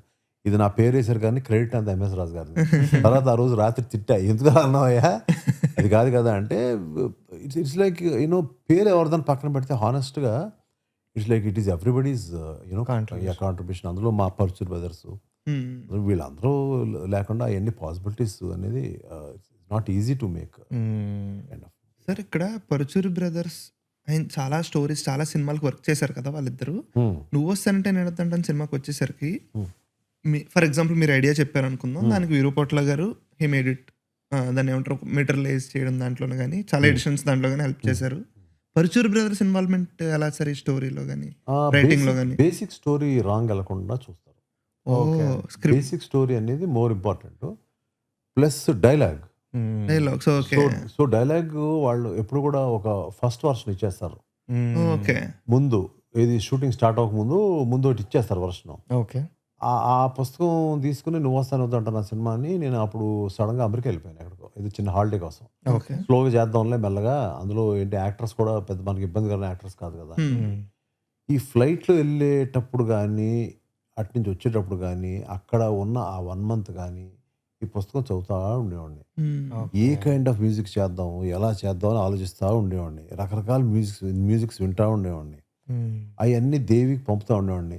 ఇది బాగుంది ఇలా ఉంది అంటే దీనికంటే బాగా చేద్దాం అంకుల్, దీనికంటే బాగా చేద్దాం, ఇది కాదులేండి అంటూ ఉండేవాడు. సో ఎక్కడో ఒక ఇన్స్పిరేషన్ నేను పట్టుకొస్తూ ఉండేవాడిని. తిరిగి మళ్ళీ వచ్చిన తర్వాత ఇమ్మీడియట్గా షూటింగ్ స్టార్ట్ చేయాలనుకున్న నాకు ఇంకో 2 నెలలు వెనక్కి తోసాను. తోసిన తర్వాత ఇది కాదు మన స్క్రిప్ట్ ఇంకా బెటర్గా చేయాలి అని అనిపించి మళ్ళీ పరుచూరి బ్రదర్స్ని నా టీంని అందరినీ కూర్చోబెట్టి మళ్ళీ దాన్ని గట్టిగా స్ట్రాంగ్గా చేసి మళ్ళీ డేట్లు పక్కన త్రిష కొంచెం బిజీ అయింది అప్పుడు. మా ఫిల్మ్ ఒకటి పెద్ద హిట్ కదా వర్షం. సో ఆ డేట్స్ ఎక్కడో అని దానివల్ల అప్పుడు కొన్ని ఏం చేసామంటే కొన్ని ఓకే సీన్స్ అన్ని స్టార్ట్ చేసాం. సో అందువల్ల ఏంటంటే అరకు 2-3 సార్లు వెళ్ళాల్సి వచ్చింది. సో అట్లా మనం చేసుకుంటూ వచ్చాము. అట్ ద సేమ్ టైం ఒక స్టేజ్కి వచ్చిన తర్వాత అందులో ఉన్న ఒక మర్చిపోలేని ఒక థింగ్ ఏంటంటే ఆల్మోస్ట్ అక్టోబర్ రిలీజ్ యాక్చువల్గా మాది. ఇది సంక్రాంతికి వచ్చే సినిమా కాదు యాక్చువల్గా, అయితే October release. Okay. But August ఎప్పుడో ఐ థింక్ సమ్వేర్ అప్పుడు ఆ టైంలో ఆ లాస్ట్ ఫేజ్ ఆఫ్ షూటింగ్ ఏదైతే ఉందో ఆ లాస్ట్ 15 నిమిషాలు ఏదైతే ఉందో యాక్షన్ మాస్టర్ విజయన్ గారి పేరున్నారా? పాత ఫిల్మ్స్ చేసేవారు, చాలా పెద్ద మాస్టర్. ఆయన మొత్తం కథ అంతా విని కొన్ని యాక్షన్లు అన్నీ చేసిన తర్వాత క్లైమాక్స్ గురించి మాట్లాడుతున్నప్పుడు ఆయన, బాబు నాకు నువ్వు అంత నచ్చట్లేదు, క్లైమాక్స్ ఏదో ఉండాలి, కష్టపడి తీసావు, నువ్వు ఏదో ఒకటి చెయ్యి, నాకు అలా కుదరదు, అలా కాదు, నువ్వు బాగుండాలి, నేను ఏదో ఒకటి తీసి వెళ్ళిపోతాను, నా డబ్బులు నేను తీసుకుంటాను అని నన్ను ట్రిగర్ చేస్తే పరుచూరి వెంకటేశ్వర గారితో చెప్పాను, సరే ఆలోచిద్దాము, ఏదంటే అది ఈజీగా ఆలోచించేది కాదండి అని చెప్పి అప్పుడు అరకులో ఉన్నాం. పెద్ద టీము మా ఫైట్ మాస్టర్ వాళ్ళ టీం వచ్చేసారు. తర్వాత ఫైర్కి సంబంధించిన వాళ్ళు వచ్చేసారు. చాలా పెద్ద team, I think 175 people team pack up చెప్పేసాను. ఏం తీయకుండా నాకు ఏదో విధంగా సినిమా బాగుంటుంది, సక్సెస్ కావాలి అనే ఉద్దేశంతో ప్యాకప్ చెప్పేసి తిరిగి వచ్చేసాను. తిరిగి వచ్చిన తర్వాత ఐ టేకెన్ 1 month టైం తీసుకుని అప్పుడు స్టార్టింగ్ మారిపోయింది. స్టార్టింగ్ జైల్లో స్టార్ట్ అవుతుంది, స్టార్టింగ్ మారిపోయింది, దానివల్ల ఎండింగ్ మారిపోయింది. సో ఇట్లాగా మధ్యలో ఉన్న థింగ్స్ కూడా మొత్తం కూడా లాస్ట్ ఫేజ్ అన్ని కూడా మారిపోయినాయి. సో శ్రీహరి గారు నరేట్ చేసేవారు కాదు అసలు ఫస్ట్ ఉన్న వర్షన్ లో? లేదు అది లేదు అంతా కూడా అది షూటింగ్ ఆపిన తర్వాత జరిగింది ఆ మ్యాజిక్ అది. అప్పట్లో నాకు 25 లక్షలు లాస్ అది. అంటే అప్పుడు 25 అంటే ఇప్పుడు ఇవాళ 2.5-3 crores గ్యారంటీ అయితే లాస్ అయినా కూడా దాని గురించి నేను పెద్దగా పట్టించుకోవాలి. మళ్ళీ రావాలి, ఆ సెట్ అంతా హోల్డ్ చేయాల్సి వచ్చింది మొత్తం అక్కడ. అప్పుడు మొత్తం సెట్ చేసుకుని మొత్తం మళ్ళీ తిరిగి వచ్చి అదంతా అక్కడ అరకులో మొత్తం పర్ఫెక్ట్గా తీసి మళ్ళీ అప్పుడు ఎడిట్ చేసి రికార్డింగ్ ఇచ్చిన తర్వాత అంతా మాకు రామానాయుడు స్టూడియోలో ఒకే దగ్గర ఉండేది. ఓ పక్క రికార్డింగ్, ఓ పక్కన వచ్చి డబ్బింగ్, ఇంకో సైడ్ ఎడిటింగ్, అంతా ఒకే దగ్గర ఉండేది మొత్తం మాకు. సో అన్ని మానిటర్ చేసుకుంటూ ఉన్నాం. లాస్ట్ రికార్డింగ్ చేసేటప్పుడు ఏదైతే మేము బాగా సెట్ చేసి అంతా చేసామో అంత బాగుంది అని అనుకున్నప్పుడు పైనుంచి అడవాడగా దేవిశ్రీ ప్రసాద్ పైనుంచి వచ్చాడు. అంకుల్ అంకుల్ మీతో మాట్లాడాలి అంకుల్, అంకుల్ అంకుల్ మీతో మాట్లాడాలి. ఏంటి బాబు అంత టెన్షన్ పడితే ఏం బాగాలేదా, లాస్ట్ చాలా బాగుంది అంకుల్ కానీ మాట్లాడాలి అని చూశాడు. కొంతమంది ఉన్నారు చుట్టూ, సరే రా పక్కన రా అని చెప్పి బాగా తీసుకెళ్తే, ఏదో మిస్ అవుతుంది అంకుల్, ఏదో ఒకటి మధ్యలో బ్రిడ్జ్ కావాలి అంకుల్, నాకు తెలియట్లేదు అంటే that is the involvement they had. ఏదో మిస్ అవుతుంది అంకుల్, ఏం మిస్ అవుతుందా ఊరిక ఎల్జే కాదు అంకుల్, ఏదో ఒకటి చేయండి అంకుల్, ఈలోపు చేస్తూ ఉంటాను, ఏదో ఒకటి చేయండి అంకుల్ అంటే అప్పటికప్పుడు ప్రభు ఏదో అక్కడే పక్కన ఉన్నాడు, పిలిచాను పక్కకి, ఏంటమ్మా ఏదో మిస్ అవుతుంది ఏంటి పాట అంటే ఇమీడియట్గా పరశురామ వెంకటేశ్వరరావుని పిలిచాను, అంత టీం అందరిని పిలిచాను. పాట కాదు ఏం కాదు నథింగ్. అప్పుడు సడన్గా అనుకుని నైట్ 12 గంటలకి అప్పటికప్పుడు కెమెరామెన్ని అందరినీ కుకప్ చేసి ఏం ఏం చేయాలో మాకు కూడా తెలీదు. ఓకే, అది ఏం చేయాలో మాకు కూడా తెలీదు. బట్ షూటింగ్ పెట్టేవాళ్ళు నైట్ అయిపోవాలి, సినిమా రిలీజు. ఓకే. సో ఇప్పటికే అక్టోబర్ నుంచి సంక్రాంతికి వెళ్ళిపోయింది సినిమా, అవును, బికాస్ ఆఫ్ ఆల్ దిస్ చేయడం yes. వల్ల. ఎస్, ఏంటిది అనేది ఇంకా అక్కడి నుంచి బాగుంది అనుకో సినిమా, ఏదో జరిగిపోయిందో ఓరి బాబు ఏంటంటే అని అనుకుంటాడు. ఇంకా నేను ప్రభు ఇద్దరు కలిసి కార్లో లొకేషన్కి వెళ్ళిపోతున్నాం, ఏదో లొకేషన్ ఎక్కడో ఏదో సంథింగ్ ఊరవతల, అక్కడికి వెళ్ళిపోయి కూర్చున్నాం నైట్ 9:30 10 వెళ్ళి కూర్చున్నాం. ఏం చేయాలి అప్పుడు ఒక ఐడియా. అప్పుడు పక్కన పరిచయం అంటే సార్ ఏంటయ్యా ఈ రాత్రిపూట నన్ను ఇక్కడ అసలు ఈ అమ్మాయి ఇక్కడ ఏం తిరుగుతాయో దెయ్యాలు ఇక్కడ తీసుకొచ్చి పడతాయి, అసలు కూర్చోడానికి కుర్చీ కూడా లేదు, అది కాదు సార్ చెప్పండి సీన్ ఏం చేయాలి, ఏముంది అంత బాగుంది అదే అని. అప్పుడు మెల్లమెల్లగా ఒక్కొక్కళ్ళు అలాగ ఓపెన్ అయ్యి ఆ తర్వాత అప్పుడు ఒక బిట్ సీన్ ఏదైతే చాలా ఇంట్రెస్టింగ్ అంటే హీరో గెలిచాడు కాదు, శ్రీహర్ గెలిపించాడు. అది ఎప్పుడు వచ్చిన ఐడియా? అప్పుడు ఆర్ట్ డైరెక్టర్ ఫోన్ చేసి ఇక్కడ ఆ పనులు అన్ని పెట్టించి నర్సింగ్ యాదవ్ గారికి ఫోన్ చేసి, మేము ఊరు అవతల ఆ స్పాట్లో ఉన్నావు, నువ్వు ఎక్కడి నుంచో ఈ హ్యాస్ టు కమ్ ఫ్రమ్ ఆ బిట్స్ కోటి నుంచి రావాలతున్నావు, నువ్వు ఏది ఉంటే అది వేసుకొచ్చేసే బండి అతను రమ్మని అట్లా. అసలు సినిమా పాయింట్ సార్. నాకు తర్వాత రఘుబాబు ఏదో వేరే సినిమాలో ఉన్నాడు ఆయన. నేనంటే విపరీతమైన అభిమానం, అంటే తన సినిమాల్లో తనకి వర్షం నువ్వు వస్తానంటుందంటే బాగా ఇష్టం. తనేదో షూటింగ్లో ఉన్నాడు, ఏదో అక్కడి నుంచి వాళ్ళతో మాట్లాడుకున్నాడు, ఏదో ఎర్లీ మార్నింగ్ వరకు షూటింగ్ అంట, నేను గంటలో వచ్చేస్తాను రాజుగారి సినిమా రిలీజ్ అని చెప్పి అతను వచ్చేసాడు. అట్లా ఏంటంటే ఈ పనులు తీసి ఆ పనులు అందరూ వేసేయి ఇవన్నీ అప్పటికప్పుడు సడన్గా పెట్టేసి, అతను ఆ టైంలో వీళ్ళు పనులు ఇందులో వేసి అన్నప్పుడు ఈ బాత్రూమ్కి వెళ్ళి, అప్పుడు ఆ టైంలో ప్రభు దగ్గర నుంచి వచ్చిన థింగ్ ఏంటంటే ఈ నర్సింగ్ యాదవ్ బాత్రూమ్కి వెళ్తున్నప్పుడు ఇంకొక ఎక్స్ట్రా డ్రాప్ పడుతుంది పుస్తకం.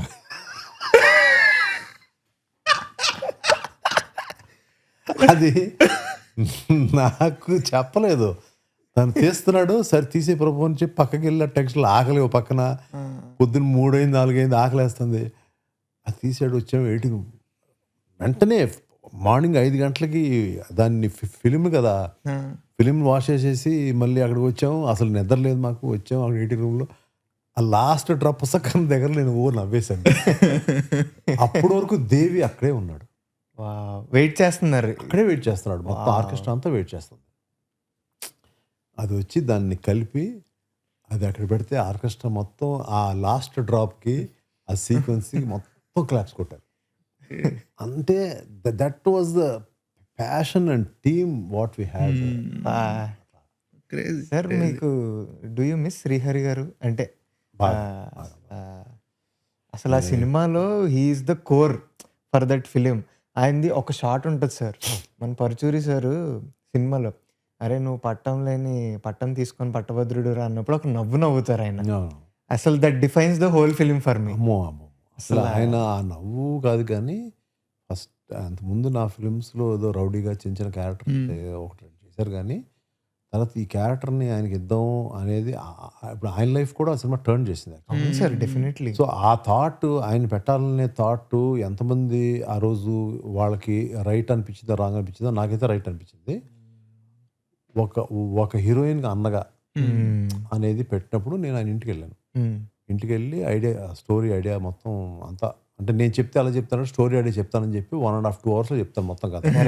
అది చాలా స్పెల్ బౌండ్గా విన్నారు ఆయన. ఇంత ఇప్పటికీ గుర్తు. మీకు ఎలా నువ్వు వస్తుంటాలో ఆయన చూసి నా నవ్వు గుర్తుందో ఇప్పటికీ నాకు గుర్తుంది. ఆయన ఇంట్లో ఆయన కళ్ళంట అలా నీళ్ళు వస్తున్నాయి. సార్ ఏంటి సార్ అంటే, చాలా గొప్ప సినిమా బాస్ ఇది, చాలా గొప్ప సినిమా సార్ ఇది, ఈ సినిమా చేయడం నా అదృష్టం అన్నాడు ఆయన. అంతే. యాజ్ ఎ మేకర్గా మీకు అది చాలు. ఇంకా అసలు సూపర్. అండ్ అప్పట్లో రీమేక్ రైట్స్ ఎలా ఉండేవి సార్? అవును, పెద్ద బాగానే అంటే దానికి ఒక బిజినెస్, ఒక organised sector of business business. ఉండేదా? వావ్. ఓ నైస్ నైస్. అసలు అయితే మీకు యాజ్ అ ఫిలిం నువ్వు వద్దంటానా ఈజ్ మేబీ మీ కెరీర్ లోనే బిగ్గెస్ట్ హిట్ అనుకుంటా. బిగ్గెస్ట్ అన్ని విధాలుగా. అన్ని విధాలు మనసంత నువ్వే వాజ్ బిగ్గెస్ట్. ఓ మనసంతా నువ్వు. ఓకే. మనసంత నువ్వే అండ్ ఆల్సో మనసంత నువ్వే దేవి. ఓకే సార్ ఇప్పుడు నాకు మీరు కొంచెం ముందు నుంచి ఉన్న ప్రొడ్యూసర్ కాబట్టి ఇది అడుగుదాం అనుకుంటున్నా. ఫర్ ఎగ్జాంపుల్ ఇప్పుడు ఒక సినిమా 100 కోట్లు చేసింది అనుకుందాం సార్ కలెక్షన్స్. ఇప్పుడు మీరు బడ్జెట్ 100 crores అనుకుందాం ఫర్ ఎగ్జాంపుల్. అందులో మీరెంత పెడతారు, ఫినాన్స్ ఎంత తీసుకొస్తారు, దానికి ఇంట్రెస్ట్ ఎంత ఉంటుంది అనేది ఒక డౌట్, బేసిక్ డౌట్ ఫస్ట్. అది చెప్పగలరా? అది అప్పుడు కాలంలో వేరు, ఇప్పుడు ఎక్కువ మోస్ట్లీ ప్రొడ్యూసర్స్ ఎక్కువ దాన్ని రిస్క్ చేయాల్సిన అవసరం. ఓకే. ఇప్పుడు అప్పుడు ఫినాన్స్ తక్కువ అంటారా? అప్పుడు ఫైనాన్స్ ఉండేది, ఎక్కువ ఉండేది అంటారు. ఉండేది. ఓకే. ఇప్పుడు కూడా సినిమాని బట్టే పెద్ద హీరోను లేకపోతే అట్లాగా కొంచెం అటు ఇటు కాకుండా మధ్యలో ఉన్న ఫిలిమ్స్, ఆ ఫిలిమ్స్కి అయితే ఇంకా ఇన్వెస్ట్మెంట్ ఎక్కువ మన సైడ్ నుంచి జరగాలి. Okay okay okay. ఇక్కడ మనకి లక్కీగా వచ్చి నాకు మంచి ఫ్రెండ్స్ దొరికారు, ఇన్వెస్టర్ ఫ్రెండ్ సైడ్ నుంచి. నైస్. నాకు మిస్టర్ అజయ్ గారు ప్లస్ విశాలక్ష్మి గారిని, వాళ్ళ హస్బెండ్ వైఫ్. సో వాళ్ళు కూడా నాకు చాలా సపోర్ట్గా ఉన్నారు ఇందులో. Nice nice. సో ఇప్పుడు మీ డైరెక్షన్ విషయానికి వద్దాం సార్. అంటే there was a phase where మీరు ఒక యాక్టర్, అదే మీరు ఒక ప్రొడ్యూసర్గా మీరు ఒక సిరీస్ ఆఫ్ ఫిలిమ్స్ తీశారు. మస్కా తర్వాత కొంచెం బ్రేక్ తీసుకుని తునిగా తీశారు. ఇప్పుడు అక్కడ కొంచెం ఆగుదాం. నాకు తెలిసి 2009లో మస్కా వచ్చింది అనుకుంటా, 12లో తునిగా వచ్చింది అనుకుంటా. ఆ గ్యాప్ ఎందుకు వచ్చింది సార్? అది ఫస్ట్ క్వశ్చన్. దాని తర్వాత తునిగా తర్వాత అయితే యూ టుక్ సమ్ బ్రేక్. కొంచెం పెద్ద బ్రేక్. గ్యాప్ ఎందుకు వచ్చిందంటే నా ఉద్దేశంలో that was the time where I didn't understand what to do. Okay. అంటే నేను సక్సెస్ అయినాయి కానీ ఆట, మస్కా లాంటి ఒక మీడియాకర్ ఫిల్మ్స్ సక్సెస్ అయినాయి కాబట్టి అది పెద్ద ఫిల్మ్స్, మంచి సినిమాలు నేను అన్నాం. అంటే నా కైండ్ ఆఫ్ ఫిల్మ్స్, అంటే నా దగ్గర నుంచి ఎక్స్పెక్ట్ చేసే ఫిల్మ్స్ నేను చేయలేకపోతున్నాననే ఒక థాట్ ఎక్కడో నా దగ్గర ఒక్కోసారి గుడ్ టైమ్స్ బ్యాడ్ టైమ్స్ అని ఉంటాయి. అదేదో నా బ్యాడ్ టైమ్స్ లాగా అనిపించింది నాకు. So we can just wait, ఏదైనా మంచి సినిమా చేద్దాం అనే దగ్గర ఈ తూనిగా అనే కాన్సెప్ట్ వచ్చినప్పుడు ఏదైనా ఒక రాడికల్గానే సుమంత్తో ప్లాన్ చేయాలనే ఒక కైండ్ ఆఫ్ థింగ్ ఉన్నా కూడా అది నా చుట్టూ ఉన్న ప్రపంచం మీరంటే అంటే this is what you is your identity. మీరు ఒక ఫ్యామిలీ, ఒక 2 కుటుంబాలు, లేదంటే ఇట్లాంటి వాటికి వెళ్తే బెటర్ అని అనిపించి నాకు అవన్నీ ఆల్రెడీ చేసేసాం కదా, మళ్ళీ ఏం చేస్తామని ఇంకా తప్పక అలాంటి ఒక కథనే ఎన్నుకొని నేను రాంగ్ సైడ్కి వెళ్ళిపోయిన సినిమా. ఓకే. రియా చక్రవర్తిని ఇంట్రడ్యూస్ చేశారు కదా ఆ సినిమాతో. దాని తర్వాత ఇంకెందుకు వచ్చింది సార్ మళ్ళీ? అంటే తర్వాత you got in to direction కదా సార్. సో నేను ఆ ఫేజ్ మధ్యలో మళ్ళీ ఆ సినిమా ఆడలేదు కాబట్టి న్యాచురల్గా గ్యాప్ వస్తుంది. తర్వాత డర్టీ హరి ఫిలిం అనేది కొంచెం కొన్ని ఇయర్స్ గ్యాప్ తీసుకున్న తర్వాత మళ్ళీ ఐ థింక్ 5-6 years బ్యాక్ కొంచెం ఆ కోవిడ్ సిచ్యువేషన్ ముందు సిచ్యువేషన్లో సమ్ ఆఫ్ మై ఫ్రెండ్స్, అంటే బాగా క్లోజ్గా ఉన్న ఒక ఆయన ఫ్రెండ్, ఏంటి సార్ ఇట్లా, ఏంటి మీలో ఇంత టాలెంట్ పెట్టుకుని మీరు ఇలా ఊరికే కూర్చోడండి సార్, ఏదైనా చేద్దాం అని చెప్పి అన్నప్పుడు, అప్పుడు నేను ఏ కైండ్ ఆఫ్ ఫిల్మ్స్ చేయలేదు అనేది ఒకసారి అనుకున్నప్పుడు, ఓకే సరే రూల్స్ బ్రేక్ చేద్దాం. ఫస్ట్ అందరూ నన్ను ఏదైనా తిట్టని, ఏదైనా కానీ ఒక రొమాంటిక్ ఫిల్మ్ చేద్దాం.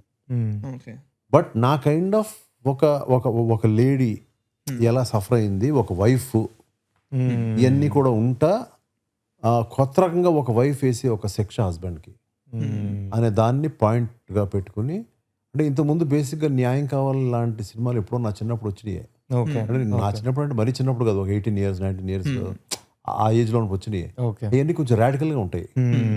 అలాంటి ఒక రాడికల్ ఐడియాని ఇన్ని సంవత్సరాల తర్వాత కదా కొంచెం దీనికి ఇప్పుడున్న యూత్ యంగ్స్టర్స్కి ఆ కథకు డిమాండ్ బట్టి కొంచెం రొమాన్స్ యాడ్ చేసి ఓకే దాన్ని తీయడంలో కొంచెం క్రిటిసిజం అయితే వస్తుంది. నేచురల్ ఏంటంటే హెల్తీ ఫిల్మ్స్ లాంటివి తీసి హార్డ్ హిట్టింగ్ ఫిల్మ్స్ లాంటివి కాకుండా ఏదైనా యాక్షన్లో హార్డ్ హిట్టింగ్ ఉంటుంది, లేదా గ్రాఫిక్స్లో ఉంటుంది హార్డ్ హిట్టింగ్ తప్ప ఇట్లాగా హ్యూమానిటీ మీద దాంట్లో కానీ లేదంటే ఒక రొమాన్స్లో కానీ కొంచెం హార్డ్ హిట్టింగ్ సినిమాని తీసినప్పుడు కొంచెం న్యాచురల్గా వస్తుంది క్రిటిసిజం. ఆ క్రిటిసిజం తీసుకుందాం అనుకున్నాను. అన్ఫార్చునేట్ ఏంటంటే కోవిడ్ సిచ్యువేషన్ వల్ల థియేటర్కల్ రిలీజ్ రాలేకపోయాను. So I released in OTT. ఓటీటీలో ఇట్ వాజ్ హ్యూజ్, చాలా పెద్ద. సార్ ఆల్సో అంటే ఇప్పుడు ప్రొడ్యూసర్గా మీరు you had a phase where యాక్టివ్గా మీరు చాలా సినిమాలు ఇన్వాల్వ్ అయ్యి మీ శక్తి సామర్థ్యాలన్నీ పెట్టి వర్క్ చేసినప్పుడు మీకున్న కసి కానీ జీల్ కానీ అందులో ఇన్వెస్ట్ చేశారు అయింది. తర్వాత ఒక ఫేజ్ వచ్చింది, ఒక గ్యాప్ తీసుకున్నారు. తర్వాత అదే కైండ్ ఆఫ్ డ్రైవ్, ఎమోషన్, ఆ కసి వచ్చి మళ్ళీ director is entirely a new thing కదా సార్. మీకు కాకపోవచ్చు because you are involved creatively in every aspect in your production days also. కానీ డైరెక్షన్ విషయానికి వచ్చేసరికి బయట అంటే జనాలకి యాజ్ ఆడియన్స్ ఇన్ ప్రొడక్షన్ చేసేవారు, ఇప్పుడు డైరెక్షన్లోకి వస్తున్నారు and he started like taking up ideas which are entirely different from his production days. ఆ కసి ఎలా వచ్చింది సార్? మళ్ళీ అలా ఇగ్నైట్ అయింది ఇదంతా ఫర్ డైరెక్షన్? అంటే ఎందుకు మధ్యలో గ్యాప్ వస్తుంది, ఎందుకు తిరిగి ఆ స్ట్రెంగ్త్ వస్తుంది ఏంటి అనేది నేను ఎగ్జాక్ట్గా డిఫైన్ చేయలేను. కానీ మళ్ళీ ఎక్కడ ఏ టైంకి రావాలో ఆ టైం మళ్ళీ వచ్చిందని అనుకుంటాను అంతే. ఓకే దీనికి నేను పెద్దగా ఆన్సర్ అనేది నేను కరెక్ట్గా చెప్పలేనేమో అనిపిస్తుంది. ఓకే, అర్థమైంది. ఇప్పుడు దీనికి ఒక ఎక్స్టెండెడ్ క్వశ్చన్ సార్. మీకు రిటైర్మెంట్ అంటే మీ దాని అర్థం ఏంటంటారు అసలు? రిటైర్మెంట్ అనే కాన్సెప్ట్ గురించి. రిటైర్మెంట్ తీసుకుని ఇంట్లో కూర్చోవడం అనేది I don't think that's an appreciable for you personally, not only for me, anybody. Okay ఆ ఇంట్లో కూర్చున్న వాళ్ళందరికీ ఆల్జీమర్స్ పెరుగుతాయి తప్ప ఇంట్లో ఎప్పుడు థింకింగ్ ఉండాలి. ఈవెన్ రిటైర్డ్ పెద్ద ఆఫీసర్లు కూడా వాళ్ళు ఇంకో కంపెనీలో చేరతారు. అక్కడ వాళ్ళకి వాళ్ళ యొక్క ఎక్స్పీరియన్స్ మంచి సలహాలు ఇస్తారు. సో వాళ్ళకు జాబ్ అడ్వైజర్, సో వాళ్ళు కూడా అట్లా ఉంటారు. సో అట్లాగా కొంతమంది there are somebody want to also relax. ఇంకా ఊళ్ళు తిరుగుదాం, ఫారెన్ తిరుగుదాంలే, డబ్బులు సంపాదించింది అంతా ఉన్నది ఒక లైఫ్ కదా, ఇంకేం ఆలోచిస్తాంలే అనే బాపత కూడా ఉండొచ్చు. బట్ నేనైతే ఆ కైండ్ కాదు. నేనైతే I just want work every day. నేను మధ్యలో గ్యాప్ అంటున్నారు కానీ నాకు ఆ గ్యాప్ అయితే నాకు ఎప్పుడూ లేదు. సినిమాలు రాలేదన్న గ్యాప్ తప్ప నేను I see lot of movies, I keep writing.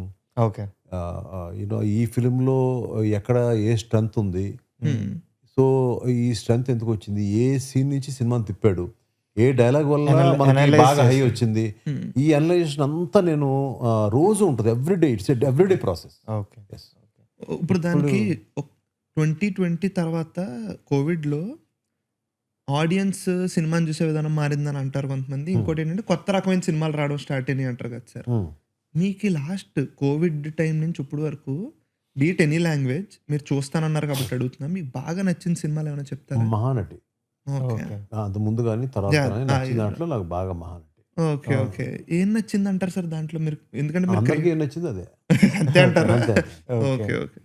And sir ఇప్పుడు కమింగ్ టు ఇప్పుడు మీరు మీ latest directorial Agada entirely different from your name or personality. ఇప్పటివరకు ఎంఎస్ రాజ్ గారు అంటే ఆయన రొమాంటిక్ హిట్స్ తీశారు యాజ్ అ ప్రొడ్యూసర్గా, క్లాసిక్స్ తీశారు, ఇవన్నీ ఉన్నాయి. అండ్ డైరెక్షన్ విధంగా కూడా చూస్తే మీరు చెప్పినట్టే రాడికల్ ఫిలిమ్స్ లైక్ ఒక డర్టీ హరీ కానీ, తర్వాత మళ్ళీ పెళ్ళి కానీ, ఇలాగా ఒక జోన్లో ఉండి అగద అనే cinema is a horror thriller. అసలు ఒకటి హారర్ థ్రిల్లర్ తీయాలన్న ఐడియా ఎలా ఇగ్నైట్ అయింది సార్? అది ఎలా? అంటే ఇది యాక్చువల్గా ఏంటంటే because I made a film called Devi lots of years back. ఆ దేవి అనే కథని నేను ఫామ్ చేయగలిగినప్పుడు కొంచెం ఆ కైండ్ కాదు కానీ అది ఎందుకంటే అందులో ఉన్న భక్తి అంశం ఎక్కువ ఉంది. అందులో కొంచెం హారర్ ఉంటుంది. ఆ కైండ్ నేను హ్యాండిల్ చేయగలిగినప్పుడు, నేను ఒక కథ ఇవ్వగలిగినప్పుడు, అలాంటిది after long time why don't we make a film like that. కానీ ఇప్పుడు భక్తిని ఎంతవరకు యూత్ తీసుకుంటారు, కాంటెంపరీగా దీన్ని ఎలా ఇవ్వాలి. సో బేసిక్గా కొంచెం లిటిల్ బిట్స్ ఆఫ్ హారర్ అనేది దేవి సినిమాలో ఉన్న ఇందులో కొంచెం ఎక్కువ చేసి, హారర్ ఒక్కటే కాదు మన క్రైటీరియా. నేను ఏదైతే కొన్ని ఒక ఎమోషన్స్ సినిమాలో చెప్తానో, నేను ఏదైతే ఒక ఫ్యామిలీ పరంగా ఒక స్ట్రాంగ్ ఇదిని ఒక రూట్ని చెప్తాను, ఈ ఎలిమెంట్స్ అన్నీ వదలకుండా, అలాగే ఒక కైండ్ ఆఫ్ ఒక మేకర్ కొంచెం ఏజ్ వచ్చిన తర్వాత ఎక్కడో మళ్ళీ ఏదో ఒక తన పాతకాలం సినిమా తీస్తాడు తనకి ఎంత లేదన్నా. బట్ నేను అలాగా ఈ సినిమాని చేయాలని మాత్రం అనుకోలేదు. ఎందుకంటే డర్టీ హరి చూసిన తర్వాత నేను పాతకాలం పొండి అనేది మీకు అర్థం కాదనేది అర్థం కాదు. సో ఇది అప్డేట్లో మనం ఎవ్వరు చేయని విధంగా ఇంతవరకు రానటువంటి ఒక హారర్ డివైన్ మిస్టిక్ థ్రిల్లర్ని ఎలాగ చేయాలి అనే ఉద్దేశంతో చేసిన సినిమా. ఓకే, ఇప్పుడు ఆరిజిన్ ఆఫ్ అగదా అని చెప్పి ఒక వీడియో రిలీజ్ చేశారు. ఒక 17-18 మినిట్ వీడియో ఉంది, యూట్యూబ్లో ఉంది, ఎవరన్నా చూడకపోతే చూడండి. అది చూసినప్పుడు నాకు అనిపించింది ఏంటి అంటే, డైరెక్టర్స్ ఒక్కొక్కళ్ళు ఒక్కొక్కలా ఉంటారు సార్. కొంతమంది directors they just come to the actor, they explain the scene, ఇట్లా ఇలా చేయండి, నాకు ఇలా కావాలి అని చెప్తారు. కొంతమంది యాక్ట్ చేసి చూపిస్తారు, కొంతమంది అది చేసి చూపిస్తారు. కానీ ఆ వీడియోలో లిటరల్లీ యువర్ హ్యాండ్స్ ఆన్, అంటే మీరు ప్రతిదీ యాక్ట్ చేసి ఎక్స్ప్రెషన్స్తో సహా యాక్టివ్గా తిరుగుతూ, పడిపోతూ, అవి చేస్తూ, ఇవి చేస్తూ, కెమెరా ఎలా ట్రాక్ అవ్వాలి, అది చేయాలి, అదే అన్నీ చూపిస్తున్నారు కదా సార్. అంటే నాకు అనిపించింది ఏంటంటే, అంటే ఒక పాయింట్లో మేమన్నా సరే ఏదో చేసేస్తాం బాబాయ్, కష్టపడిపోతున్నాం, ఇన్ని చేస్తున్నాం అని చేస్తున్నాం అని అనేసుకుంటూ ఉంటాం అప్పుడప్పుడు. కానీ చూసిన తర్వాత ఈయనకున్న ఎక్స్పీరియన్స్ ఏజ్కి every bit of it care తీసుకుని, నాకు ఇలా కావాలి, అలా కావాలి, కెమెరా ఇక్కడ ఆగాలి, ఇక్కడ ట్రాక్ అవ్వాలి, ఇంత అంటే యాజ్ ఎ డైరెక్టర్ మీరు అంతేనా? అంటే like every aspect of it మీకు పర్టికులర్గా ఉండాలి, ఇంత చేయాలి అన్నది ఉంటుందా సార్? ఉంటుంది.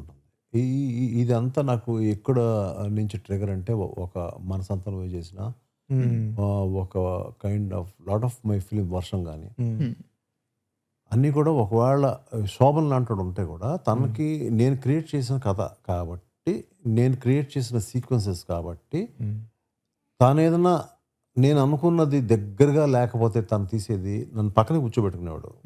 నేను మా మానిటర్ దగ్గర నేను ఉండేవాడిని.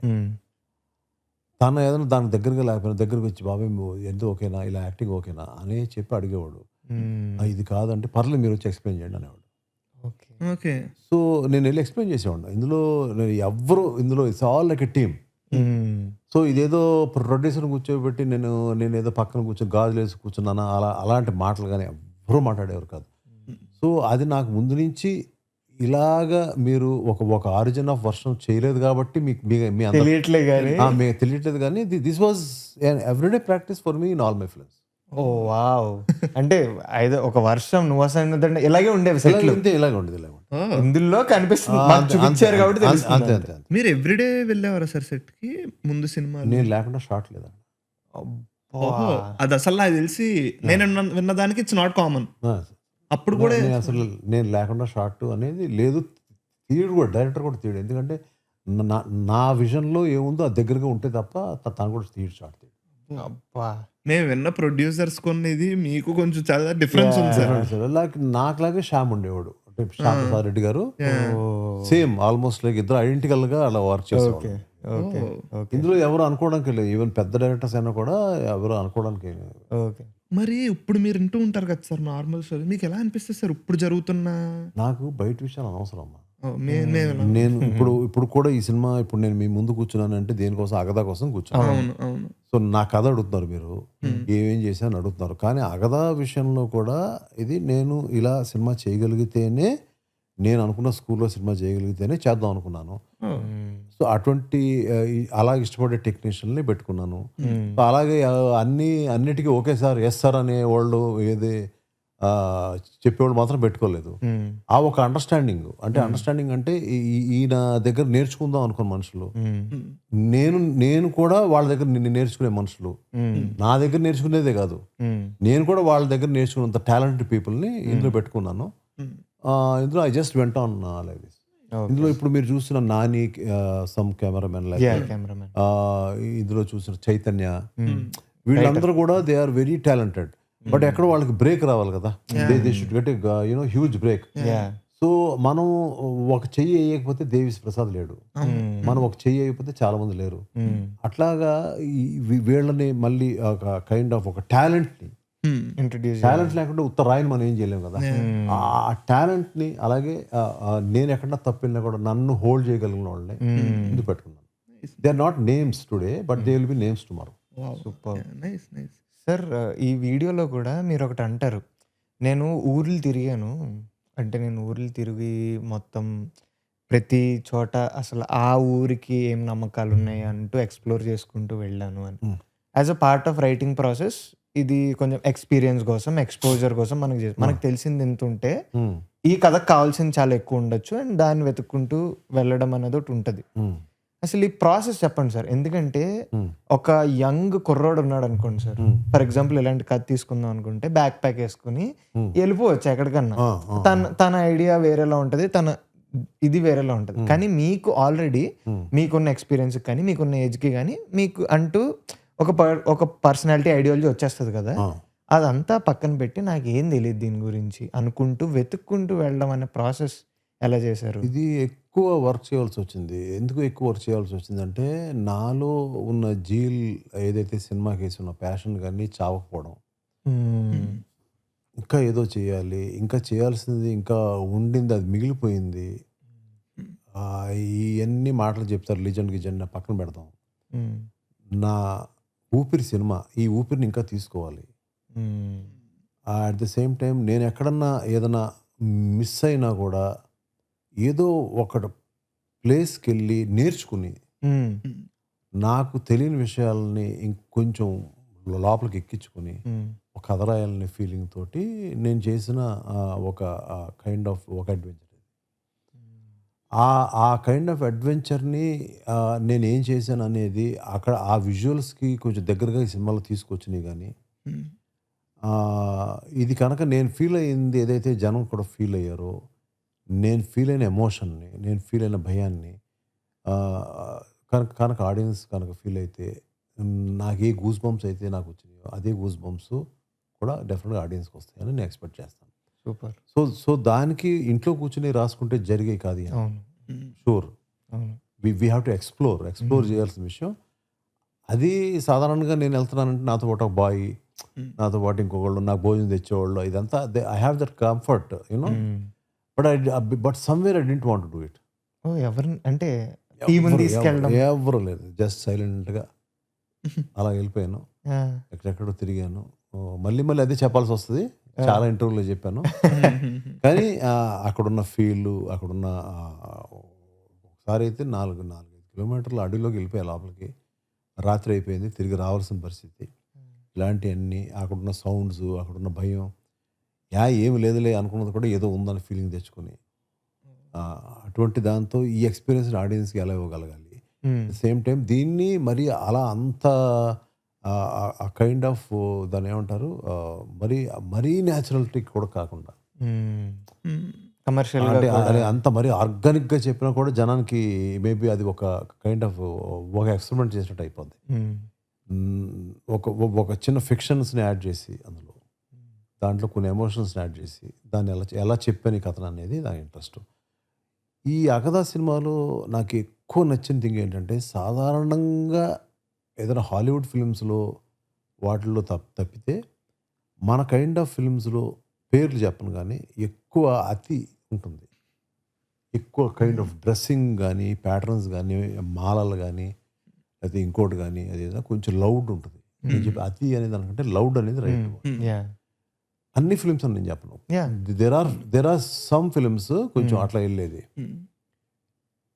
ప్లస్ ఎక్కువ ఎలా అయిపోయింది జనాలకి, కొంచెం హారర్ ఉన్నా కూడా కొంచెం కామెడీ ఉంటే హారర్ కామెడీస్ ఉంటే కొంచెం వెళ్ళిపోయి సినిమా చూసేద్దాం ఆట విడుపులా. ఆ ముందు అనేది ఉంది. సో నేను తీసుకున్నది చాలా డేంజర్ జోన్. అవును ఒక సీరియస్గా ఉన్న ఒక ఫిలింని కూర్చోబెట్టాలి జనాన్ని, అవును. ఎక్కువసేపు కూర్చోబెట్టాలి.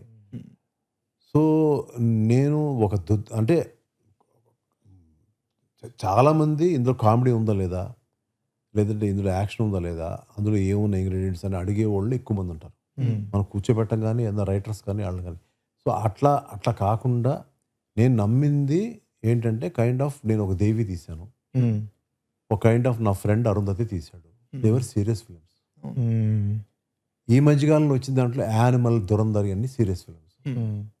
ఇన్వాల్వ్ చేయగలిగే జనాన్ని, కామెడీనే ఉండక్కర్లేదు, సిన్సియర్ ఎఫర్ట్ తోటి ఒక సినిమాని నా కొడుకు ఎవడో సిన్సియర్గా తీసాడు సినిమాని, చాలా సిన్సియర్గా తీసాడు ఈ సినిమాని, మనం చూద్దాం అనే ఉద్దేశాన్ని, హానెస్టీకి కూడా చాలా పెద్ద పేటేస్తారు.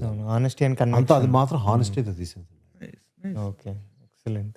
అండ్ సార్ ఒక్కటి, ఇప్పుడు యాజ్ ఏ మేకర్గా మీరు ఒక కథ అనుకున్నారు సార్. ఇప్పుడు ఫర్ సపోజ్ అగదా అనుకున్నారు, అది ఒక మీరు అన్నట్టు డివైన్ మిస్టిక్ థ్రిల్లర్ టైప్ ఒక కథ అనుకున్నారు. అందులో మహాదేవి అనే క్యారెక్టర్ ఉంది, తర్వాత ఒక మేల్ క్యారెక్టర్ ఉంది, ఇప్పుడు శ్రవణ్ ఏదైతే చేశారో ఆ క్యారెక్టర్ ఉంది. ఇవన్నీ మీకు ఐడియా ఎలా ఉంటుంది సార్? అంటే ఇప్పుడు బికాజ్ మీరు ఎక్స్పీరియన్స్డ్, మీరు చాలామందితో వర్క్ చేశారు, మీకు అది ఉంది కాబట్టి ఆ లగ్జరీ మీకు మైండ్లోకి రాదా ఈ కథకి మేబీ ఒక actor or actress for that matter relatively కొత్త వాళ్ళని కాకుండా, అఫ్ కోర్స్ కామాక్షి గారు చాలా talented, Shravan very talented, there is nothing to take away from them. But first థాట్లో తెలిసిన జనాలు, అంటే జనాలకి ఇంకా ఎక్కువ తెలిసిన యాక్టర్స్ని పెట్టుకుంటే సినిమాకి హెల్ప్ అయింది అన్న జోన్లోకి వెళ్ళరా సార్ మీరు? అంటే అలాగా అన్ని ఫిల్మ్స్కి అనుకుని ఉంటే ఒక దేవిశ్రీ ప్రసాద్ వచ్చి ఉండేవాడు కాదు. అలా అనుకుంటే నేను ప్రభాసం కాకుండా వేరే పెద్ద స్టార్ని పెట్టుకునేవాడిని. ఇవాళ్ళంతా వీళ్ళంతా సూపర్ స్టార్డమ్స్లో వెళ్ళేవారు కాదేమో. ఆ కాన్ఫిడెన్స్ లెవెల్స్ అయితే నాకు ఎప్పుడు ఉంటాయి. మీరు ఎప్పుడు ఆ కాన్ఫిడెన్స్ అవన్నీ రిఫరెన్సెస్ కాదు నాకు. ఓకే, అంటే ఆ కథకి వీళ్ళు సరిపోతారని ఫస్ట్ మైండ్లోకి ఏదో వచ్చిందో అది వెళ్ళిపోతాను. కన్విక్షన్. వాళ్ళకి ఎంత మార్కెట్ ఉంది, నేను ఇది ఓటీటీ అమ్మాలి, ఉండాలంటే వీళ్ళు ఉండాలి, ఇవన్నీ కాకుండా మన ఓటీటీ కానీ థియేటర్ జనాన్ని కానీ ఏదన్నా కూడా మార్నింగ్ షో తెప్పించామా, మ్యాట్నింగ్ తెప్పించామా, రెండింటికి తెప్పించలేకపోతే ఈవినింగ్ షో తెప్పించామా, లేదంటే నైట్ షో తెప్పించామా, కంటెంట్ స్ట్రాంగ్ అనేది మనకి అది ఒక కైండ్ ఆఫ్ అది ఆ సినిమా ఏం కోరుకుంటుంది, ఆ కథ ఏం కోరుకుంటుంది, కథ ఏ టెక్నీషియన్ కోరుకుంటుంది అనేది అదే డిసైడ్ చేస్తుంది. అది డిసైడ్ చేసిన అది నాకు కనుక క్లిక్ అయితే అది కరెక్ట్గా వర్కౌట్ అవుతుంది నమ్మకం అయితే నాకు.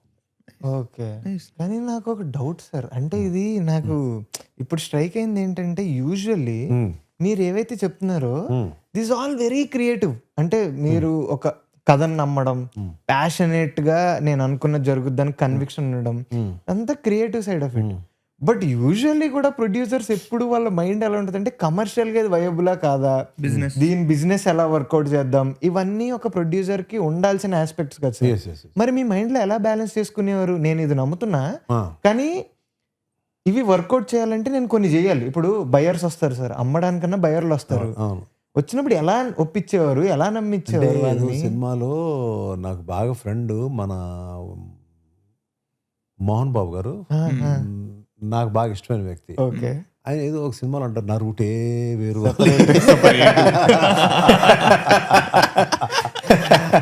అలాగా అందరూ ఒక దారిలో వెళ్తే నేను సముద్రం ఎదురానికి ట్రై చేస్తాను అనేది. ఓకే, మీరు ఎప్పుడు అట్లాగా అట్లాగే మోహన్ బాబు గారు నా రూటే వేరు. మేబీ అదే మీ బ్రాండ్ ఏమో, మీ పేరు తెచ్చింది కూడా అదే అనుకుంటున్నాను. అందుకనే ఇప్పుడు మీరు అన్నారు కదా, మేము మా చిన్నప్పుడు థియేటర్కి వెళ్ళాలంటే ఆ హీరో ఎవరు, అందులో ఎవరు, ఈ సినిమా ఎంఎస్ రాజు సినిమా, వెళ్దాం అని ఇంట్లో ఫిక్స్ అయ్యారు అని. అంటే మేబీ ఇలాంటి రిస్కీ థింగ్స్, ఆ రిస్కీ తనం వల్లే నేను డబ్బులు బాగొట్టుకున్నాను ఆఫ్ కోర్స్. బట్ వాటికి మనం ఆ కైండ్ ఆఫ్ రిస్క్ ఉంటుంది అనుకునే మనం ఇలాంటి థింగ్స్ లేదా ఇలాంటి డెసిషన్ మేకింగ్స్ తీసుకోవాలి. సార్ ఇది ఒకటైతే నాకు మీతో పాడ్కాస్ట్ అనగానే, పాడ్కాస్ట్ కూడా కాదు అసలు, ఫస్ట్ ఆఫ్ ఆల్ అసలు కలవడం వాట్ ఎవర్, నాకు ఒకసారి కలిస్తే మిమ్మల్ని అడగాల్సిన ఫస్ట్ క్వశ్చన్ ఇది అనుకున్నా. మీరు అన్ని ఇప్పుడు ఇంత ఫిల్మోగ్రఫీ ఉంది, ఇంత మాట్లాడుకున్నాం కదా, మళ్ళీ పెళ్ళి తీద్దాం అనుకున్నప్పుడు అది ఎందుకు తీద్దాం అనిపించింది మీకు? కేవలం నరేష్ గారికి నాకున్న ఒక బాగా వెరీ వెరీ క్లోజ్నెస్ అవునా?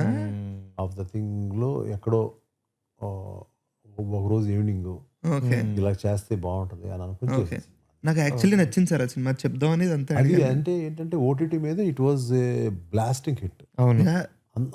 అన్ని వ్యూస్ నేను చేసిన డర్టీ హరి కానీ మళ్ళీ పెళ్లి కానీ వచ్చిన వ్యూస్ మీరు కౌంట్ చేస్తే మీరు అడిగితే మీకు తెలిసిపోతుంది, డాష్ బోర్డ్ మీద తెలిసిపోతుంది మీకు. అన్ని వ్యూస్ పెద్ద ఫిల్మ్స్ కూడా అలా. బట్ ఇప్పుడు నేను తీసిన కదా I mean I didn't want to take a risk by spending more and going on to OTT, దాని మీద రిలీజ్ చేయాలి అట్లా కాకుండా సో థియేటర్ కొట్టాలి సార్ నేను మళ్ళీ నా థియేటర్ ఆడియన్స్ నేను మళ్ళీ వెనక్కి తెచ్చుకోవాలి అనే ఉద్దేశంతో ఈ సినిమాని కొంచెం స్ట్రాంగ్ గా ఎఫర్ట్ పెట్టిన. మీరు అంటే ఈ షూట్ చేసే టైంకి ఇంకా ట్రైలర్ రాలేదు, బట్ ట్రైలర్ కూడా చూపించారు సార్.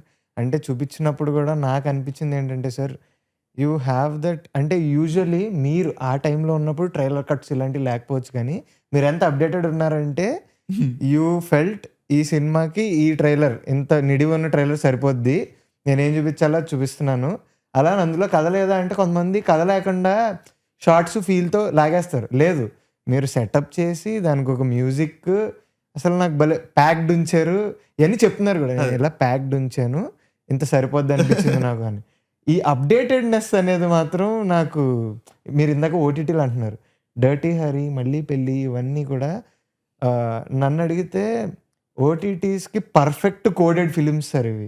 ఎలా చూసుకున్నా సరే న్యూ ఏజ్ కోడెడ్ ఫిలిమ్స్ అంటాం కదా, అలాంటివి సార్. నాకు మీ హ్యూజ్ రెస్పెక్ట్ ఫర్ యువర్ అప్డేటెడ్నెస్. ప్రతి దానికి అప్డేటెడ్ ఉండడం అంటే మీకు ఎలా అయితే కొన్ని ఉన్నాయో నేను ఇలాగే తీస్తాను అన్న కన్విక్షన్ ఎలా అయితే ఉందో, అలాగే ఫ్లెక్సిబుల్గా అప్డేట్ అవ్వడం కూడా, ఆ బ్లెండ్ అనేది మాత్రం క్రేజీ అనిపించింది సార్. మీరు వెబ్ సిరీస్లు చూస్తారా సార్? తక్కువ అండి. ఓకే. ఎక్కువ ప్రతి లాంగ్వేజ్ లైక్ చైనా, జపాన్, లేదంటే కొరియన్, అందరూ చూస్తారు కొరియన్. బట్ నేను ఎవ్రీవేర్, ఇరాన్ లేదా ఫ్రెంచ్, ఎవ్రీ ఫిలిం ఆల్మోస్ట్ నేను ఐ గో త్రూ లైక్ ఇందులో ఓటీటీస్లో ఉన్నా లేకపోయినా కూడా అవి ఎక్కడెక్కడ ఏ ఓటీటీ, అమెరికన్ ఓటీటీస్లో ఉన్నాయా లేకపోతే వేరేకైనా అన్నిటిని పట్టుకుని ఏదో విధంగా ఆ ఫిలిమ్స్ అన్నీ చూస్తాను. చూసిన తర్వాత వాటిలో ఉన్న న్యూనెస్ ఏదైతే ఉందో, శాంతం మళ్ళీ మైండ్ అటువైపు వెళ్ళిపోకుండా, శాంతం అటు వెళ్ళిపోకూడదు. మన ఇండియన్ సినిమాని వదలకూడదు మనం, రూటెడ్నెస్. సో మన థింగ్ని సో అలా కొంచెం అప్డేట్, అట్లా అంత వరల్డ్ సినిమాని వాచ్ చేస్తా, కొంచెం అప్డేట్ అవ్వడానికి ట్రై చేస్తాను. నేను ఎంతవరకు అప్డేట్ అయ్యానేది మీరు ఇప్పుడు సినిమా రేపు 14వ తారీఖు చూసినారో చెప్పండి. ట్రైలర్ కి అయితే అసలు ఆన్ పాయింట్. ఇప్పుడు ఎంఎస్ రాజ్ తీసారంటే ఒక ఇది ఉంటది కదా, that for example dirty Hari, మళ్ళీ పెళ్లి చూడడం. సరే, మీకు టీజర్ నచ్చిందా, ట్రైలర్ నచ్చిందా? Oh tough question actually. నాకు ట్రైలర్ నచ్చింది సార్. సో ఇప్పుడు రేపు release. Okay, so teaser 14 millions 15 millions వెళ్ళింది. So I think definite trailer నచ్చితే మనకి డెఫినెట్గా వచ్చి I think it will go close to the audience. ఈ కైండ్ ఆఫ్ ఫిలిమ్స్కి ఒక టీజర్ ట్రైలర్ అనేది చాలా ఇంపార్టెంట్.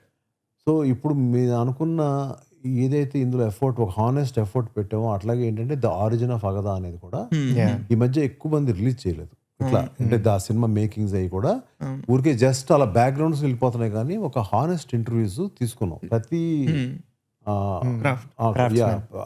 అందరు క్రాఫ్ట్స్ కి ఛాన్స్ ఇచ్చాం. వాళ్ళు ఎంత పేరుంది, వాళ్ళకి ఎంత పేరు లేదని కాకుండా వాళ్ళకి ఆ ఛాన్స్ ఇచ్చి వాళ్ళ లోపల ఎక్స్ప్రెషన్స్ కూడా ఛాన్స్ ఇచ్చాం. I think everybody has to watch this origin of Agada. Definitely చూడండి. ఐ థింక్ మీరు, I think you are the first viewers. ఎవరికి చూపించలేదు ట్రైలర్. ఓకే, మీకు రేపు రిలీజ్ అయ్యే ట్రైలర్ అనేది నేను. అండ్ ఆరిజిన్ ఆఫ్ అగదా గురించి ఇంకోటి చెప్దాం అనుకుంటున్నాను సార్. యూజువల్లీ సినిమా ప్రమోషన్ అనగానే ఇప్పుడు మీరు మా దగ్గరికి వచ్చారు, అలా యూఆర్ గివింగ్ ఇంటర్వ్యూస్ అది ఇది కదా. దాంతోపాటు టీం కూడా ఇలాంటి కంటెంట్ తోటి తయారు చేసుకుంటే టీం కన్నా వాళ్ళకి అది ఎక్కువ బెటర్. ఎవరు చెప్పలేరు, మేము చెప్పలేము, ఎవరు. ఆ ఐడియా నచ్చింది నాకు యాక్చువల్లీ. మేబీ అదర్ ఫిల్మ్స్ కూడా it might help as a డాక్యుమెంటరీగా ఉండాలి, డీటెయిల్డ్ గా ఉండాలి. ఇది యాక్చువల్గా it is not only for our industry, for the audience కి. వీళ్ళు కూడా I think they will enjoy definitely. కొంచెం లెంతీగా చెప్పాలి. సో దాన్ని డెఫినెట్గా లైక్ చేస్తారని ఉద్దేశం. ఇది it has gone very wild, బాగా ఎక్కువ వెళ్ళింది. సో దే ఆర్ మీరు అన్నట్టు దే ఆర్ వాచింగ్. అదే సార్. సార్ కొంచెం నాకు ఇది ఇందాక కాన్వర్జేషన్లో మిస్ అయింది. I wanted to come back and ask. Aata సినిమాలో నాకు పాటలు చాలా ఇష్టం సార్. అందులో కూడా హోయినా పాటలో అంటే నాకు ఇప్పుడు విన్నప్పుడు కూడా నాకు చాలా ఇంట్రీగింగ్గా అనిపించేవి కొన్ని ఉంటాయి. ర్యాండమ్గా పాటలు పెట్టుకుని వింటూ ఉంటాం, ఏదో పని చేసుకుంటూ ఉంటాం. అయినా సరే ఒక్కసారి అలా మైండ్ వెళ్ళి అరే అమ్మ ఏం రాశారా అనిపించేది ఏంటంటే ఆ సినిమాలో తలపు చూపి నావా తలపు రేపి నావా అలల వెంట ఊగి నావా అని ఉంటుంది. ఆ రైటింగ్ ఎంత బాగుంటుందంటే అది ఒక వాటర్ మీద బోట్ మీద సెట్ అయిన సాంగ్. అందులో నావా అనే ఒక నావా అంటే బోట్, అది వచ్చేలాగా రాసి ఈ రేంజ్ అంటే ఒక జోన్లోకి వెళ్ళి ఓకే మనం రాద్దాం అన్న జోన్లో అసలు మీరు ఎక్కువ మ్యూజిక్ సెట్టింగ్స్లో కూర్చుంటారు కాబట్టి మీకు లిరిసిస్ట్కి ఉన్న సీతారాం శాస్త్రి గారు ఫస్ట్ శత్రువు ఆ కైండ్ ఆఫ్ ఫిల్మ్స్ లో సుందరమూర్తి గారు, వేటూరి సుందరమూర్తి గారు కూడా 1-2 పాటలు చేసినవి ఉన్నాయి. ఇంకా శత్రువు లాంటి దాంట్లో I was very fortunate working with doctor C Narayana Reddy garu. అంటే మనం చిన్నప్పుడు నేను సైకిల్ తొక్కునే రోజుల్లో ఆయన పాత పాటలు వస్తున్నప్పుడు ఒక చిన్న రేడియో సైకిల్ టోటల్ తగిలించుకుని ఏంటంటే ఆత్రేయ పాట అని లేకపోతే డాక్టర్ సి నారాయణ రెడ్డి పాట అని ఈవెన్ లిరిక్ రైటర్ పేరు కూడా వచ్చేది. ఈవెన్ రేడియో క్రెడిట్స్ వాళ్ళ క్రెడిట్ వచ్చేది. వాళ్ళందరితో నేను వర్క్ చేశాను. ప్లస్ ఒక ఫిలిం మనోడు వస్తాడు అనే సినిమాకి కేవి మహాదేవన్ గారు తోటి వర్క్ చేసిన అవన్నీ అదృష్టం నాకు కలిగింది. అట్లా even there lot of even మా ఫాదర్ ఎమ్మెల్యే ఏడుకొండలు లాంటి ఒక సినిమా బ్లాక్ బస్టర్ తీసినప్పుడు దాసనారాయణ గారు హీరో. అందులో దాసనారాయణ గారు సినిమా డైరెక్షన్ నా కథ అంతా కూడా. ఆ సినిమాలో నేను చాలా యంగ్స్టర్ని, యాక్చువల్గా 21 ఏజ్ ఎంతో. ఆ టైంలో నేను ఆ సినిమా రష్ చూసినప్పుడు వెళ్ళి దాసనారాయణ గారితో వెళ్ళి ఇంటరాక్ట్ అయినప్పుడు ఆయన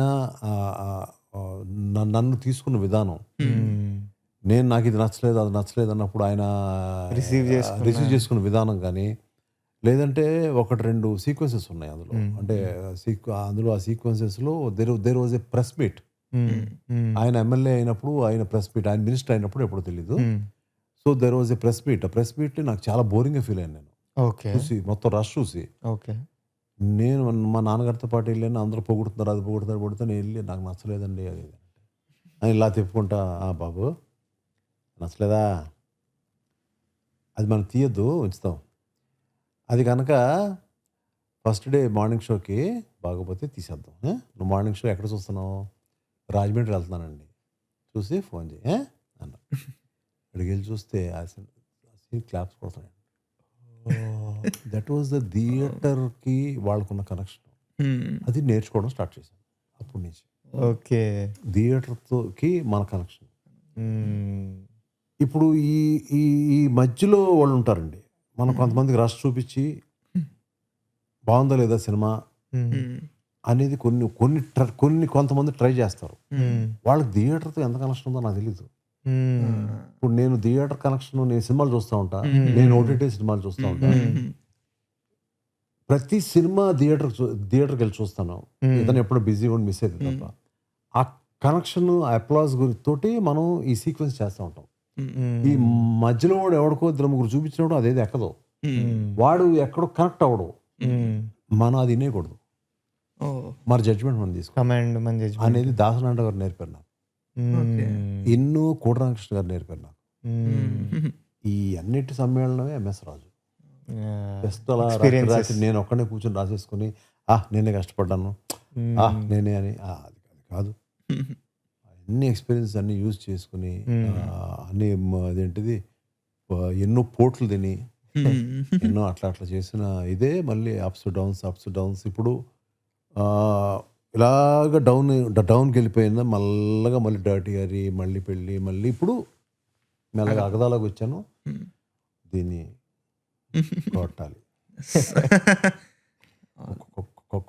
కొట్టకపోతే లేదు, కొట్టాలి అంతే. అంటే నాకు ఒక డెబ్యూటాంట్ 1-2 ఫిలిమ్స్ తీసిన డైరెక్టర్ కి ఏదైతే కసి ఉందో మీరు అదే కసితో మాట్లాడుతుంటే నాకు 1-2 ఫిల్మ్స్ కాదు, ఫస్ట్ ఫిల్మ్ తీసిన అదే అదే అంటే వాడికి ఆ సినిమా హిట్ అయిపోతే ఇంక లేదు. లైఫ్ అంటే ఒక గొప్ప టెక్నీషియన్ వెళ్ళిపోతాడు పక్కే.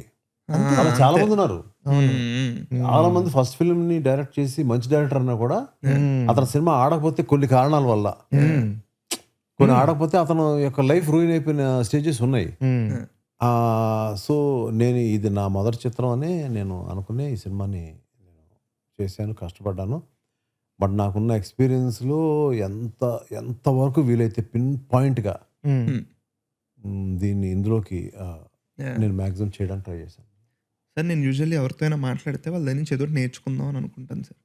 ఈరోజు మనం ఇప్పుడు 1.5 hours 2 hours మాట్లాడుకుని ఉంటాం. మీ దగ్గర నేర్చుకుంది ఏంటో తెలుసా సార్?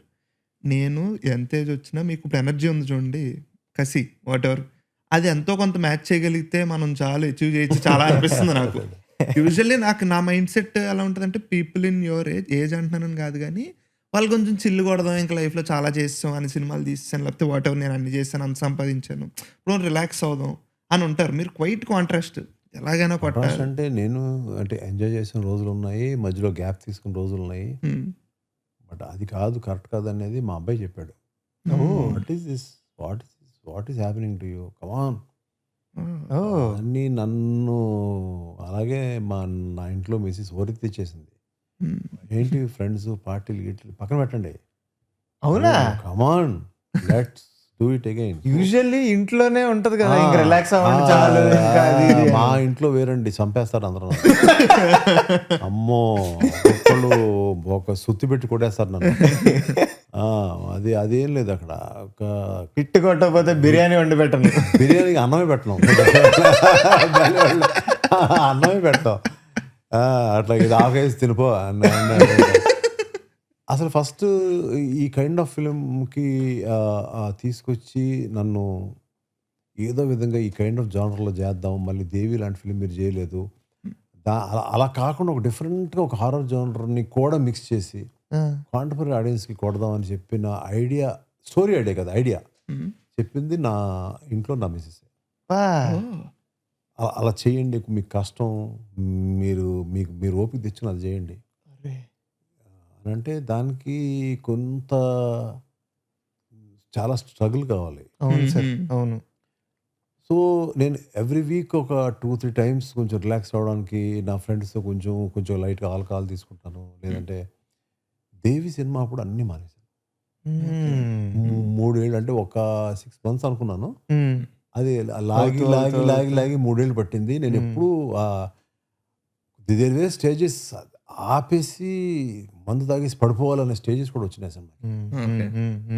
రోడ్ మీదకి వెళ్ళిపోయే స్టేజ్ వచ్చినప్పుడు కూడా మందు తాగేద్దాం, కానీ అమ్మవారు తలుచుకుని నో అని ఏదైతే ఆ సంకల్పం అనుకున్నానో అది ఫైనల్గా అది అచీవ్ చేయగలిగాను. కాబట్టి వాళ్ళు ఇంకా నేను ఇప్పటికీ ఉన్నాను. ఇది ఈ సంవత్సరం 3 నెలల నుంచి ఈ కైండ్ ఆఫ్ థింగ్స్ అన్నీ కూడా, ఆ రిలాక్సేషన్స్, పార్టీస్ అన్నీ పక్కన పెట్టి ఒక సినిమా మీద పూర్తిగా నా మీద ఒక విశ్వాసం పెట్టి, ఒక ట్రస్ట్ పెట్టి పెట్టిన ప్రొడ్యూసర్స్, నా ఫ్రెండ్స్, వాళ్ళు బాగుండాలని, అదొకటే కాకుండా నేను ఎక్కడో మళ్ళీ నా థియేటర్ ఆడియన్స్ని తెచ్చుకోవాలి. మళ్ళీ ఒక్కసారి స్కోర్ చూడాలి. స్కోర్ అంటే దట్ ఎంత నంబర్స్, అలా ఇలాంటి ఫిల్మ్ ద్వారా అచీవ్ చేయగలనేమో అనిపించింది. అంటే ఒక లవ్ స్టోరీ ఎంత చేస్తండి, ఒక 20 కోట్లు 25 కోట్లు 30 కోట్లు అలా కాదు, ఎక్కువ నంబర్స్ చూడడానికి ఇలాంటి ఫిల్మ్స్ వర్కౌట్ అవుతాయి. అది ఐడియా ఇచ్చిన నా వైఫ్. దానికి ఇట్లా మనం కొంచెం ఈ కైండ్ ఆఫ్ హ్యాబిట్స్ తీసి పక్కన పెట్టి, నాన్ వెజ్ అని తినకూడదు, నిష్ట, పూజ పొద్దున మధ్యాహ్నం సాయంకాలం రాత్రి ఈ పూజ అట్లా ఉంటే తప్ప ఉండదు. ప్లస్ నేను ఎక్కడో ఈ సినిమాకి నాకు ఎన్టీ రామారావు గుర్తొచ్చారు. దేవి సినిమాకి అలా చేయలేదు, కానీ ఈ సినిమాకి చేసింది ఏంటంటే నాకు ఎన్టీ రామారావు గుర్తొచ్చి 3 లేచేవాడిని. ఓకే, ఈ స్టోరీ తయారు చేయడానికి, షూటింగ్ వెళ్ళడానికి 3 లేచేవాడిని.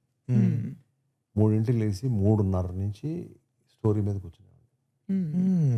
కూర్చొని పేజీలు పేజీలు పుస్తకాలు రాసుకుంటూ 6:30 వరకు. అంటే కోడి అంటారు చూడండి, లేకపోతే ఎవరో ఒకళ్ళు ఇంట్లోకి వచ్చి సర్వెంట్స్ వీళ్ళు అంతా మెల్లగా అలికిడి స్టార్ట్ అయ్యే వరకు ఆ 3 hours కొన్ని మంత్స్ ప్రొడక్టివిటీ ఎలా ఉండేది సార్ ఆ టైంలో నిజంగానే? అది చెప్పారు కదండి. చాలామంది మునుల దగ్గర నుంచి పెద్ద పెద్ద వరకు చెప్పారండి. ఆ 3:30 to 5:30 అనేది ఒక ముహూర్తం. ఏ ముహూర్తం అది? బ్రహ్మ గడియలు, బ్రహ్మ ముహూర్తం. బ్రహ్మముహూర్తం. ఆ ముహూర్తంలోనే ఈ సినిమాని చేయగలను. అది అమ్మవారు చేయించింది నాతోటి. ఇంక చాలులే, తీసుకుని రెస్ట్ చాలులే, ఏదో డర్టీ హరీలు మళ్ళీ పెళ్ళి కాదులే, ఆ కైండ్ ఆఫ్ అఫైర్స్ ఇప్పుడు వద్దు నీకు. ఇప్పుడు ఇలాంటి ఒక ఫిలింకి వెళ్దాంలే, రా మళ్ళీ ఓకే అని చెప్పి నన్ను పిలిచి ఇలాగా నాతో చేయించిన అమ్మవారికి ఫస్ట్ థ్యాంక్స్. తర్వాత ఈ సినిమాని ప్రొడ్యూస్ చేసిన నా ఆప్తమిత్రులకి థ్యాంక్స్ యాక్చువల్గా. And at the same time నేను మళ్ళీ నా ఆడియన్స్ ఎవరైతే ఎదురు చూస్తున్నారో, ఎక్కడ కనపడిన థియేటర్ దగ్గర ఏంటండి మళ్ళీ అలాంటి సినిమాలు తీయండి అన్న వాళ్ళకి, అలాంటి కొన్ని వందల పీపుల్ నాకు ఎప్పుడు కూడా తగులుతూ ఉంటారు నాకు. అటువంటి వాళ్ళందరికీ ఒక ఆనందాన్ని, నా వరకు నాకు నా ఫ్యామిలీకి ఉన్న దానికి కూడా మా అందరికీ ఒక ఆనందాన్ని తెచ్చే ఈ సినిమా అవుతుందని మనసా వాచా కర్మ నమ్ముతాను. సార్ ఇందాక చెప్తూ సుమంత్ అన్న మిమ్మల్ని మోటివేట్ చేశారు ఒక టైంలో, అది ఇది అని అన్నారు కదా. I really wanted to ask sir, Kerintha hit పడింది అన్నకి, దాని తర్వాత ఎందుకు sir like he didn't continue in films? అది ప్రతి మనిషికి ఒక ఫేజ్ ఉంటుంది. నువ్వు ఈ టైంలో నువ్వు ఇలా ఉండు చాలు అనేది కొంతమంది హీరోలకు వచ్చింది. ఏమండి నేను ఒకటి చెప్తున్నానండి, ఎన్టీ రామారావు గారు, చిరంజీవి గారు లాంటి వాళ్ళకి 1-2 సంవత్సరాలు గ్యాప్ వచ్చిన రోజులు. డెఫినెట్లీ ఆ టైంలో హిట్లర్ తర్వాత నుంచి మళ్ళీ చిరంజీవి గారు మళ్ళీ పుంజుకొని, సో ఆ స్థాయికి నేను మా వాడిని చెప్పను. కానీ ప్రతి యాక్టర్ కానీ టెక్నీషియన్ కానీ దే నీడ్ టైం. ఇప్పుడు మొన్న సడన్గా అర్జున్ నా సినిమాలో ఫస్ట్ మనోడు వస్తున్నాడు చేసిన అర్జున్, నేనంటే తనకు బాగా ఇష్టం. నేను ఎప్పుడన్నా ఫోన్ చేస్తున్నాడు తను. అర్జున్ మళ్ళీ బ్లాస్ట్ అని తోటి బ్లాస్ట్ కొట్టాడు. So we have to wait for the time. Actor అయిపోయిన తర్వాత అతనికి టైం అయిపోయింది అనేది లేదు. ఒక స్టోరీ రైటర్కి డైరెక్టర్కి అప్డేట్ అయితే టైం అయిపోయింది లేదు. అది మళ్ళీ ఆ టైం ఎప్పుడు వస్తుంది చూడొచ్చు సుమంత్ అని. దేవుడు ఉన్నాడు, జరుగుతుంది. సూపర్. అయితే అండ్ సార్ మీరు నాకు ఇంకొకటి జస్ట్ కాంట్రాస్ట్ గురించి అడుగుతున్నా. మీరు ఇప్పుడు సినిమాలు తీస్తున్నారు, ఇప్పుడు న్యూ యాక్టర్స్తో చేస్తున్నారు, అప్పుడు న్యూ యాక్టర్స్తో చేశారు కదా సార్. ఇప్పుడు లేటెస్ట్ టేక్ కామాక్షి గారు కానీ, శ్రవణ్ కానీ, అలాంటి న్యూ యాక్టర్స్. అండ్ అప్పట్లో యంగ్ యాక్టర్స్ అని ఒక త్రిష గారు కానీ, లేకపోతే సిద్ధార్థ్ అన్న, ప్రభాస్ అన్న, వీళ్ళని తీసుకుంటే వాళ్ళ మెథడ్స్ అనేవి ఏంటి, ఇప్పుడు కొత్తగా వచ్చిన యాక్టర్స్ మెథడ్స్ కానీ వాళ్ళు ఫాలో అయ్యే ఏమన్నా ప్రాసెసెస్ డిఫరెంట్ అని మీరు ఏమన్నా అనిపించింది? మీరు ఏమన్నా నేర్చుకున్నారా ఇలాంటి? అంటే అప్పుడు కూడా అప్పట్లో అందరూ ఒకేలా ఉండేవారు కాదు. ఓకే. ఇప్పుడు Mahesh use to take it very seriously, Bhumika use to take it very seriously. Okay. రోజు బుక్ చదువుకుంటా అట్లాంటి ఒక కైండ్ ఆఫ్ ఇది. అంటే మహేష్ అన్న ప్రాసెస్ ఉంటుంది ప్రాసెస్ చాలా ఉంటుంది. తర్వాత త్రిష నమ్మేది. ఓకే. ట్రస్ట్, చెప్పిన దాని మీద ట్రస్ట్. సో తను నమ్మేది, రోజు పుస్తకం చదవడం ఏంటి, అప్పటికప్పుడు సీన్ని అప్పటికప్పుడు టప్పని వర్క్ చేసేది. అంటే అంతకుముందున్న సీన్లన్నీ కూడా దాని ప్రకారమే నాకు కావాలంటున్నాను అనేది తనకి ఆ యొక్క కైండ్ ఆఫ్ ఇది ఉండేది, ట్రస్ట్. మళ్ళీ ప్రభాస్ చాలా క్యాజువల్గా ఉన్న యాక్టర్ లాగా కనిపించేవాడు. ఏది మనకి ఈ పొద్దున్న షూటింగ్ అన్న కూడా ఇవాళ నైట్ ఏదో కూర్చొని పుస్తకాలు చదివేసి ఆ కైండ్ ఆఫ్ లాగా ఉండేవాడు కదా అప్పుడు. ఇప్పుడు తెలీదు, కానీ పొద్దున్నది సీరియస్ వచ్చేసేది. వర్క్ అంటే వర్క్, లేకపోతే నన్ను అడిగేవాడు కాదు, కానీ పక్కకి తీసుకెళ్ళి ఎవరిన రైటర్ని లేదా శోభన్ గారిని, ఏంటిది అంతకుముందు ఏం జరిగింది, ఇప్పుడు ఎలా పెట్టాలి ఏంటి చెప్పి అని అప్పుడు కూర్చుని ఉన్న దగ్గర, ఇలా చేయి, ఇలా ఓకేనా, అలా ఓకేనా, ఇలా ఓకేనా. ఈడు ముందు రోజు రాత్రికి ఇప్పుడు సంబంధం లేదు. ఒక్కొక్క యాక్టర్ ఒక్కొక్క యాక్ట్రెస్ ఒక్కొక్క ఏంటో అట్లా. It is I have seen enough. ఇప్పుడు ఈ సినిమాకి అగదాకు వస్తే Kamakshi as so much of jail, she is basically writer also. తను చేసిన పొలిమేర ఫిల్మ్కి she is a writer okay. And she is a doctor by base. అవును అవును. సో తను చేసుకున్న హోంవర్క్ అనేది చాలా సైలెంట్గా ఉంటుంది. సో తను అక్కడ వచ్చి యాక్ట్ చేసినప్పుడు తను ఆ సీక్వెన్స్ని టకటకటకటగా చెప్పేస్తూ ఉంటే తను ఎంత హోంవర్క్ చేసుకొచ్చింది అనేది నాకు అర్థమైపోతుంది. ఇందులో ఇంకా శ్రవణ్ నాకు డర్టీ హరీలో చేశారు, డర్టీ హరీలో చేశాడు. తను రాక్షసుడు అంటే ఇంకా రాక్షసుడు అంటే ఇంకా పట్టిన పట్టు వదలడం. అలాగే ఇందులో చేసిన జోవికా క్యారెక్టర్ ఒక అమ్మాయి నడుస్తుంది కదా, అమ్మాయి యంగ్, ఆ అమ్మాయి మంజులు గారు మనవరాలు అమ్మాయి. సో నేను ఇంట్రడ్యూస్ చేసిన వనిత దేవి సినిమాలో ఆ అమ్మాయి కూతురు. అక్కడ వనితను ఇంట్రడ్యూస్ చేసిన దేవిలో ఇక్కడ అమ్మాయిని ఇంట్రడ్యూస్ చేశాను. సో తనకి ఆ బ్లడ్ లోనే ఉంది. సో తను ఏదో కొత్త అమ్మాయి లాగా ఇలా బెరుగు అది ఏమి ఉండదు. ఓకే. డైరెక్ట్ రావడం అటాక్, ఫస్ట్ సీన్ అటాక్ చేసేసింది అమ్మాయి. సూపర్. అట్లా there all born you know like. So ఇంకొక అమ్మాయి వచ్చి ఒక అమ్మాయి ఉల్కా ఫ్యాంటాస్టిక్ యాక్ట్రెస్. ఒక్కొక్కళ్ళు అలా తగిలేశారు నాకు అంతే. అది ఇచ్చేసాడు, అది దేవత ఇచ్చేసింది ఒక్కొక్కళ్ళు అంతే. సార్ ఇందాక మీరు మాట్లాడుతూ నాకు ఎక్కువ తెలియంది అంటే ఇది మీ నుంచి కొంచెం తెలుసుకోవచ్చేమో అనుకుంటుంది ఏంటంటే ద ప్రాసెస్ ఆఫ్ ఇప్పుడు మహేష్ అన్నతో మీరు ఒక్కడు చేశారు కదా సార్. ఒక్కడులో మహేష్ అన్న క్యారెక్టర్ చాలా సటిల్ ఉంటుంది. అంటే ఓవర్ ది టాప్ అరుపులు ఇవేం ఉండవు, కానీ ఇంటెన్సిటీ మహేష్ అన్న తీసుకొచ్చేది ఎవ్వరు తీసుకురాలేరు. ఇప్పుడు ఇందులో ఒక్కడులో చాలా ఫేమస్ది ఏంటంటే ఇప్పుడు యంగ్ జనరేషన్ వాళ్ళు, నేను మొన్న మీమ్ చూసా, ఎందుకు వచ్చిందో అసలు ఒక్కడుని ఎందుకు తీసుకొచ్చారో తెలియదు, కానీ అసలు రాసింది కూడా ఏంటి అంటే ఒక మంచి ఎలివేషన్ మ్యూజిక్ పెట్టి ఎవ్వరు తీసుకురాలని ఆరా అనేది మహేష్ బాబు ఒక డిప్ప కటింగ్తో సిగరెట్ కాలుస్తూ తీసుకొచ్చాడు అని చెప్పి ఆ షార్ట్ ఉంటుంది కదా సార్, హరే రామ అది పెట్టారు. లిటరల్లీ మహేష్ అన్న చేసే ఆ సినిమాలో చూపించే ఇంటెన్సిటీ వేరేలా ఉంటుంది. ఆయన గ్రౌండ్ వర్క్ ఎలా ఉండేది సార్ యాక్టింగ్ కి కానీ ఆయన వర్కింగ్ స్టైల్? అది మనకి బయటికి తెలియదు, ఏమీ తెలీదు. ఓన్లీ షార్ట్ లో మాత్రం డెలివరీ చేస్తారు. షార్ట్ లో అంటే అది ఎంత వర్క్ చేస్తుంటాడు అనేది మనకు తెలుసు. అంటే యాజ్ ఎ మేకర్ గా మీకు అర్థమవుతుంది, కానీ బయటకి ఏం కనపడేది కాదు అస్సలు. అబ్బా ఓకే. ఎందుకంటే సార్ అంటే ఇప్పుడు ఒక్కడు చూసిన పోకిరి కలేజా వరకు మహేష్ బాబు ఒక టైప్ లో ఉండేవారు. ఆయన యాక్టింగ్ కానీ అది కానీ చాలా సెటిల్డ్గా ఉండేది చాలా. కానీ ఒక్కడులో చూపించాల్సిన ఇంటెన్సిటీ వేరు. అంతెందుకు సార్, ఇది కర్నూలు కాదు పాత బస్తీ అని ఒక డైలాగ్ ఉంటుంది, అది వేరే ఏ యాక్టర్ చెప్పినా బ్లాండ్ గానే ఉండేదేమో. ఇది కర్నూలు కాదు పాత బస్తీ అంటారు. మహేష్ బాబు అలా కాదు, అది సీరియస్ గా చెప్తాడు. సీరియస్ చెప్పిన దాంట్లోనే ఆ మ్యూజిక్ మణి శర్మ ఇచ్చింది, దాంతో మొత్తం సార్. మళ్ళీ ప్రకాష్ రాజ్ గారు మళ్ళీ అక్కడ అతను పెట్టిన ఎక్స్ప్రెషన్ కానీ wonderful moments, wonderful actors. Sir ఒక్కడు చిన్నప్పటి నుంచి నాకు చిన్నప్పుడు థియేటర్లో అంత గుర్తులేదు. చిన్నప్పుడు అంటే నన్ను అంత మరి ఇక్కడ ఈ ఫ్రేమ్ లో ఉన్న ముగ్గురులో మోస్ట్ యంగెస్ట్ ఎంఎస్ రాజు గారు. సరే మీరు మళ్ళీ దాన్ని అంత కవర్ చేయదు, చెప్పు. ఒక్కడో గురించి చెప్పాలి సార్. నేను చిన్నప్పటి నుంచి టీవీలో చాలాసార్లు చూసుకుంటూ వచ్చాం, ఫుల్ మూవీ చూసుకుంటే చాలాసార్లు రిపీట్ లో చూసాం. బట్ థియేటర్లో రిలీజ్ అప్పుడు చూసాను సార్ నేను. నాకు ఒక్కడులో నేను ఎప్పుడు గమనించింది ఏంటంటే అప్పుడే ఇంటర్వెల్ అప్పుడే అయిపోయింది సినిమా, అది మన ఇందాక స్టార్ట్ అయింది. సో స్క్రీన్ ప్లే అనేది చాలా రేర్ గా గమనిస్తాం మనకు తెలియకుండానే.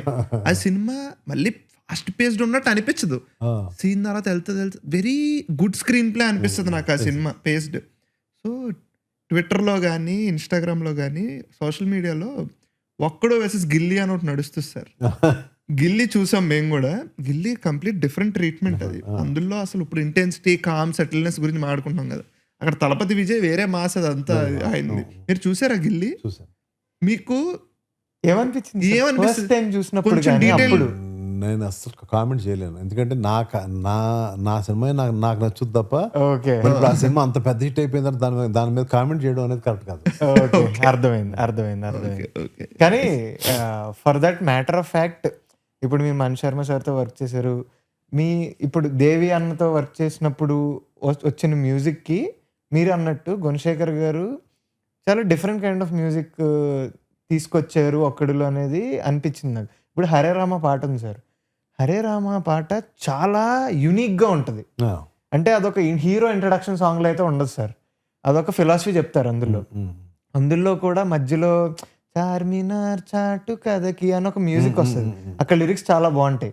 బట్ అది హీరో ఇంట్రడక్షన్ సాంగ్. అందులో డాన్స్ ఉంటుంది, ఇవన్నీ ఉంటాయి. అలాగా ఇప్పుడు for that matter heroine introduction songs అని చెప్పి నువ్వేమై చేసావే కానీ అప్పట్లో ప్రతి యాన్యువల్ ఫంక్షన్ లోని అమ్మాయిలు డాన్స్ చేయాలంటే అదే పాట. భూమిక ఇన్ బ్లూ లంగావోని ఇప్పటికీ గుర్తుంది మాకు. బ్లూ అంతే కదా సార్. సో స్కై బ్లూ లంగావోని. సో ఇలాంటి ఒక ఐకానిక్ మ్యూజిక్ చాలా డిఫరెంట్ గా తీసుకొచ్చి అది కూడా చాలా అప్పుడు మీరు అన్నట్టే మీరు బ్యాక్ సీట్ తీసుకుని గుణశేఖర్ గారిని నమ్మారు కదా, ఈయన ఇలాంటి మ్యూజిక్ రాబట్టారని. అది మీరు ఎలా ఓకే అంటే మీరు ఎలా ఓకే ఉన్నారు మరి ఆ ప్రాసెస్కి? ఎప్పుడన్నా సరే గుణశేఖర్ గారు ఓకే అండి నేను చేసి తీసుకొస్తా అన్నప్పుడు అంటే అలా కాదు కదా, ఆయన నేను ఓకే అంటే కానీ ఆయన ఓకే చేయరు అక్కడ. ఓకే మీ వర్డ్కి నా వర్డ్కి అక్కడ నాకు ఎప్పుడైతే నచ్చిందో ఇంక నాకు ఇబ్బంది ఏముంది. సో నాకు ఇమ్మీడియట్ గా పంపించేవారు నాకు. అండ్ ఒక్కడు కూడా it is that film where అప్పటి వరకు ఉన్న ఈ వాట్ ఎవర్ క్యాలిక్యులేషన్స్ ఆర్ అప్పటి వరకు ఉన్న మీటర్ సంబంధం లేకుండా ఉంటుంది అసలు. ఎప్పుడు అంతే, ఒక్కొక్కసారి ఒక్కొక్క డికేడ్ లో ఒక film like Shiva and film like ఒక్కడు ఇట్లా రేర్. అంటే ఏంటంటే ఫర్ ఎగ్జాంపుల్ ఎట్లా ఉంటుందంటే ఇప్పుడు ఒక సాహసం పాట వచ్చింది. సాహసం పాట వచ్చిన తర్వాత ఈ ఫ్యాన్స్ ఫోన్ చేసేవారు, సార్ ఈ సాంగ్స్ ఏదో మెల్లగా ఎక్కుతున్నాయి సార్ అది ఇది అని అంటూ ఉంటారు. ఏ మెల్లగా ఎక్కడ ఉంటాయి బాబు అంటే ఏంటి మీకు అన్ని అత్తారింటికి అలాగ ఉండాలా పాటలు అన్నీ అని చెప్పి అంటే ఇలా ఫ్యాన్స్ అందరూ కొంచెం ముందైతే ఒక 4 రోజులు డిసప్పాయింట్మెంట్ కొంచెం. అవును సార్. సాహసం ఏంటి సార్ అది అది అంటే ఇంటర్వల్ ముందు సార్ ఇంటర్వల్ ముందా సార్ ఇంటర్వల్ ముందు ఒప్పుకోరు సార్ మా హీరోకి ఇట్లా కొంతమంది అట్లా. కానీ సినిమా రిలీజ్ అయిన తర్వాత వచ్చి పడిపోయారు మీద అసలు అది బాగా ఇంటెన్సిటీ. సో అది మనం ఏంటంటే మన కన్విక్షన్ తోటే మనం ఉండాలి. అదే కన్విక్షన్ తో గుణశేఖర్ గారు, మహేష్ బాబు, నేను అదే కన్విక్షన్ తోటే చేసాం. నాకు ఇంకో డౌట్ సార్, గుణశేఖర్ గారి సినిమాలు అంటే సెట్లు ఉంటాయి కదా, ఇప్పుడు ఒక్కడు సినిమాలో చార్మినార్ సెట్ మీరు యాజ్ ప్రొడ్యూసర్ దాన్ని డబ్బులు పెట్టాలి కదా, మీకు ఎప్పుడైనా ఇది సినిమాకి ఎంత యాడ్ చేస్తుంది, యాడ్ చేయట్లేదా మీకో లేక అది సెట్ వేద్దామా లేదా అన్నది? మీరు చెప్పింది అర్థమైంది. ఒక స్టేజ్లో మహేష్ బాబు ఒక 3-4 ఫిల్మ్స్ వరుసగా ఆడలేదు. కొన్ని బాబీ, టక్కర్ దొంగ ఈ కైండ్ ఆఫ్ ఫిల్మ్స్ కొన్ని ఆడలా. అప్పుడు ఒక రోజు నన్ను గుణశేఖర్ గారు తెలియకుండా ఒక రోజు మనందరం కలుద్దాం అని చెప్పి కలిసినప్పుడు అన్నాడు, సార్ మీకు ఎక్కువ ఇది అయిపోద్ది, బర్డన్ అయిపోద్ది, కొన్ని రియల్ చార్మినార్ దగ్గర వెళ్ళి చేసేద్దాం, పొద్దున్న 5 to 7 అట్లాగా కొన్ని బిట్లు చేసేద్దాం సార్, కొన్ని బిట్లు చేసి అది అలా చేసేద్దాం, నేను మాట్లాడతాను డైరెక్టర్తో, నేను మాట్లాడతాను అది ఎట్టి పరిస్థితుల్లోని సీక్వెన్సెస్ నాకు తెలుసు, ఇందులో సీక్వెన్సెస్ అంతా నాకు అవగాహన ఉండబట్టే నేను ఈ సినిమా చేస్తాను. వాటిని చెడగొట్టి నేను ఏ కొంపన్న అమ్ముకుంటాను కానీ ఆ సినిమా యాజ్ ఇట్ ఈజ్ అనుకున్నట్టు చేద్దాం. కానీ ఏమైందంటే లక్కీగా కొంపను అమ్ముకోవాల్సిన పని రాలేదు, కానీ ఒక బ్రహ్మాండమైన హిట్ మనసంతంగా వచ్చేసింది అదే టైం. ఆ టైంలో ఆ డబ్బు మొత్తం నేనే ఓన్ రిలీజ్ కాబట్టి డబ్బు మొత్తం నా చేతికి వస్తే ఫైనాన్స్ అనేది తక్కువ తీసుకుని ఈ డబ్బు అంతా తీసుకుని అందులో ఇంట్రెస్ట్ బాధ లేదు అంటే తక్కువ, ఈ డబ్బు అంతా అందులో పెట్టేశాను. సో ఎక్కడ కూడా చార్మినార్ సెట్ వేస్తున్నాము లేకపోతే ఇది చేస్తాము అది చేస్తాం, ఫ్రీగా టెన్షన్ లేకుండా చేయగలిగేలాగా చేసింది మనసంతా సార్. కానీ అంటే ఇప్పుడు మరి మనసంతా నువ్వే పడిన తర్వాత అంటే మిమ్మల్ని అడగకూడదేమో, బికాజ్ మీకు మొత్తం ప్యాషన్ అంతా సినిమాలోనే ఉంది. కానీ మనసంతా నువ్వే ఇలాంటి సినిమా ఓన్ రిలీజ్ చేసుకుని దానిలో డబ్బు వచ్చినప్పుడు వెనకేసుకుందాం, సెక్యూర్ అవుదాం అన్న జోన్ కాకుండా ఇంకో సినిమా వచ్చింది, సినిమాలో పెట్టేద్దాం అంటే యూజువల్లీ అదొక హ్యూమన్ టెండెన్సీ గురించి అడుగుతాం. ఒక మనిషిగా మనిషి స్వభావం ఏంటంటే కొట్టాంరా ఇలాంటిది మళ్ళీ ఎప్పుడు కొడతామో తెలియదేమో, కొంచెం సెక్యూర్ అవుదాము, కొంచెం ఆస్తి కూడబెట్టుకుందాం అని ఏదో ఇలాంటిది కాకుండా ఈ సినిమా కోసం పెట్టేద్దాం అన్నప్పుడు ఒకటి ఇది మీ మైండ్ సెట్, దీనికి మీ ఇమీడియట్ ఫ్యామిలీ ఎలా రియాక్ట్ అయ్యారు అసలు ఏమన్నా ఒక్క మాట అన్నారా? అంటే వాళ్ళకి అసలు ఇందులో ఇన్వాల్వ్ అయ్యారు కాదు. ఓకే. ఓకే. ప్లస్ మీరు నేను ఎందుకు ఇట్లాగా ఉండగలిగాను అని అంటే 2 రకాలు ఉన్నారు సినిమాలో. ఒకళ్ళు సినిమా వాళ్ళు, ఒకళ్ళు సినిమా పిచ్చోళ్ళు. సో సినిమా పిచ్చోళ్ళు కవలోకి వస్తాను నేను అనుకుంటున్నాను. 100%. అబ్బో అదే వాళ్ళ అసలు దీంట్లో డౌటే లేదు. అసలు వాళ్ళ డెసిషన్ మేకింగ్ ఎట్లా ఉంటది అనేది ఫస్ట్ మీకు కాదు కదా, నాకు కూడా తెలియదు. ఆ మూమెంట్ కి అది రైట్ అనిపిస్తే అది చేసేస్తాను. కానీ ఒక్కడుగా సెట్ వేసినందుకు థ్యాంక్స్ సార్. ఎందుకు చెప్తున్నానంటే ఒక్కడు అనగానే నాకు ఆ టెర్రస్ మీద బట్టలు ఆరేసుకుంటున్న మధ్యలో సీన్ వెనకాల చార్మినార్ సగం కనిపిస్తుంది. నాకు ఒక్కడు అంటే అది గుర్తొస్తుంది ఫస్ట్. సో మీరు పెట్టిన డబ్బు అంతా దాంట్లో రిఫ్లెక్ట్ అయిపోయింది. సో మీకు అప్పుడు కానీ నేను ఉందాక అడుగుతుంది ఏంటంటే వినుంటారు కదా పక్కన అవసరమా సెట్, అది ఎంతవరకు స్టోరీలో యాడ్ చేస్తుంది అవి. అసలు నేను ఆ మాట నేను ఫస్ట్ ఇంకోటి ఏంటంటే చాలా మంది అడిగారు నేను, మీరు సెట్ వేస్తానంటేనే మేము సినిమా చేస్తాం అనేది మహేష్ బాబు అన్నాడని, లేదంటే కులశేఖర్ అన్నారని కొంతమంది అడిగారు ఇంటర్వ్యూస్ లో. ఓకే. అసలు నన్ను వద్దన్నారు. నేనే లేదు చేద్దాం, నేనే అందులో పెడదాం అనేది ఒక స్టేజ్కి వచ్చిన తర్వాత చెప్తున్నా. Super sir. ఇప్పుడు ఒక డౌట్, ఇప్పుడు అగదా వస్తుంది సార్, మీకు ఇప్పుడు రీసెంట్గా ఇప్పుడు ఉన్న ట్రెండ్ బట్టి కానీ ఇప్పుడున్న సిచ్యువేషన్ బట్టి కానీ మూవీ ప్రమోషన్స్ అనేది చాలా ఇంపార్టెంట్. అందుకని ఇక్కడ కూర్చున్నారు, మనం ఇలా మాట్లాడుకుంటున్నాం, దట్ ఈస్ దేర్. కానీ సార్ నేను సినిమా ప్రమోషన్ కోసం రాలా, డెఫినెట్లీ రాలేదు. అది నాకు ఎందుకోసం వచ్చాను చెప్తాను. మీ ఇద్దరిని ఒకసారి చూద్దామని వచ్చాను.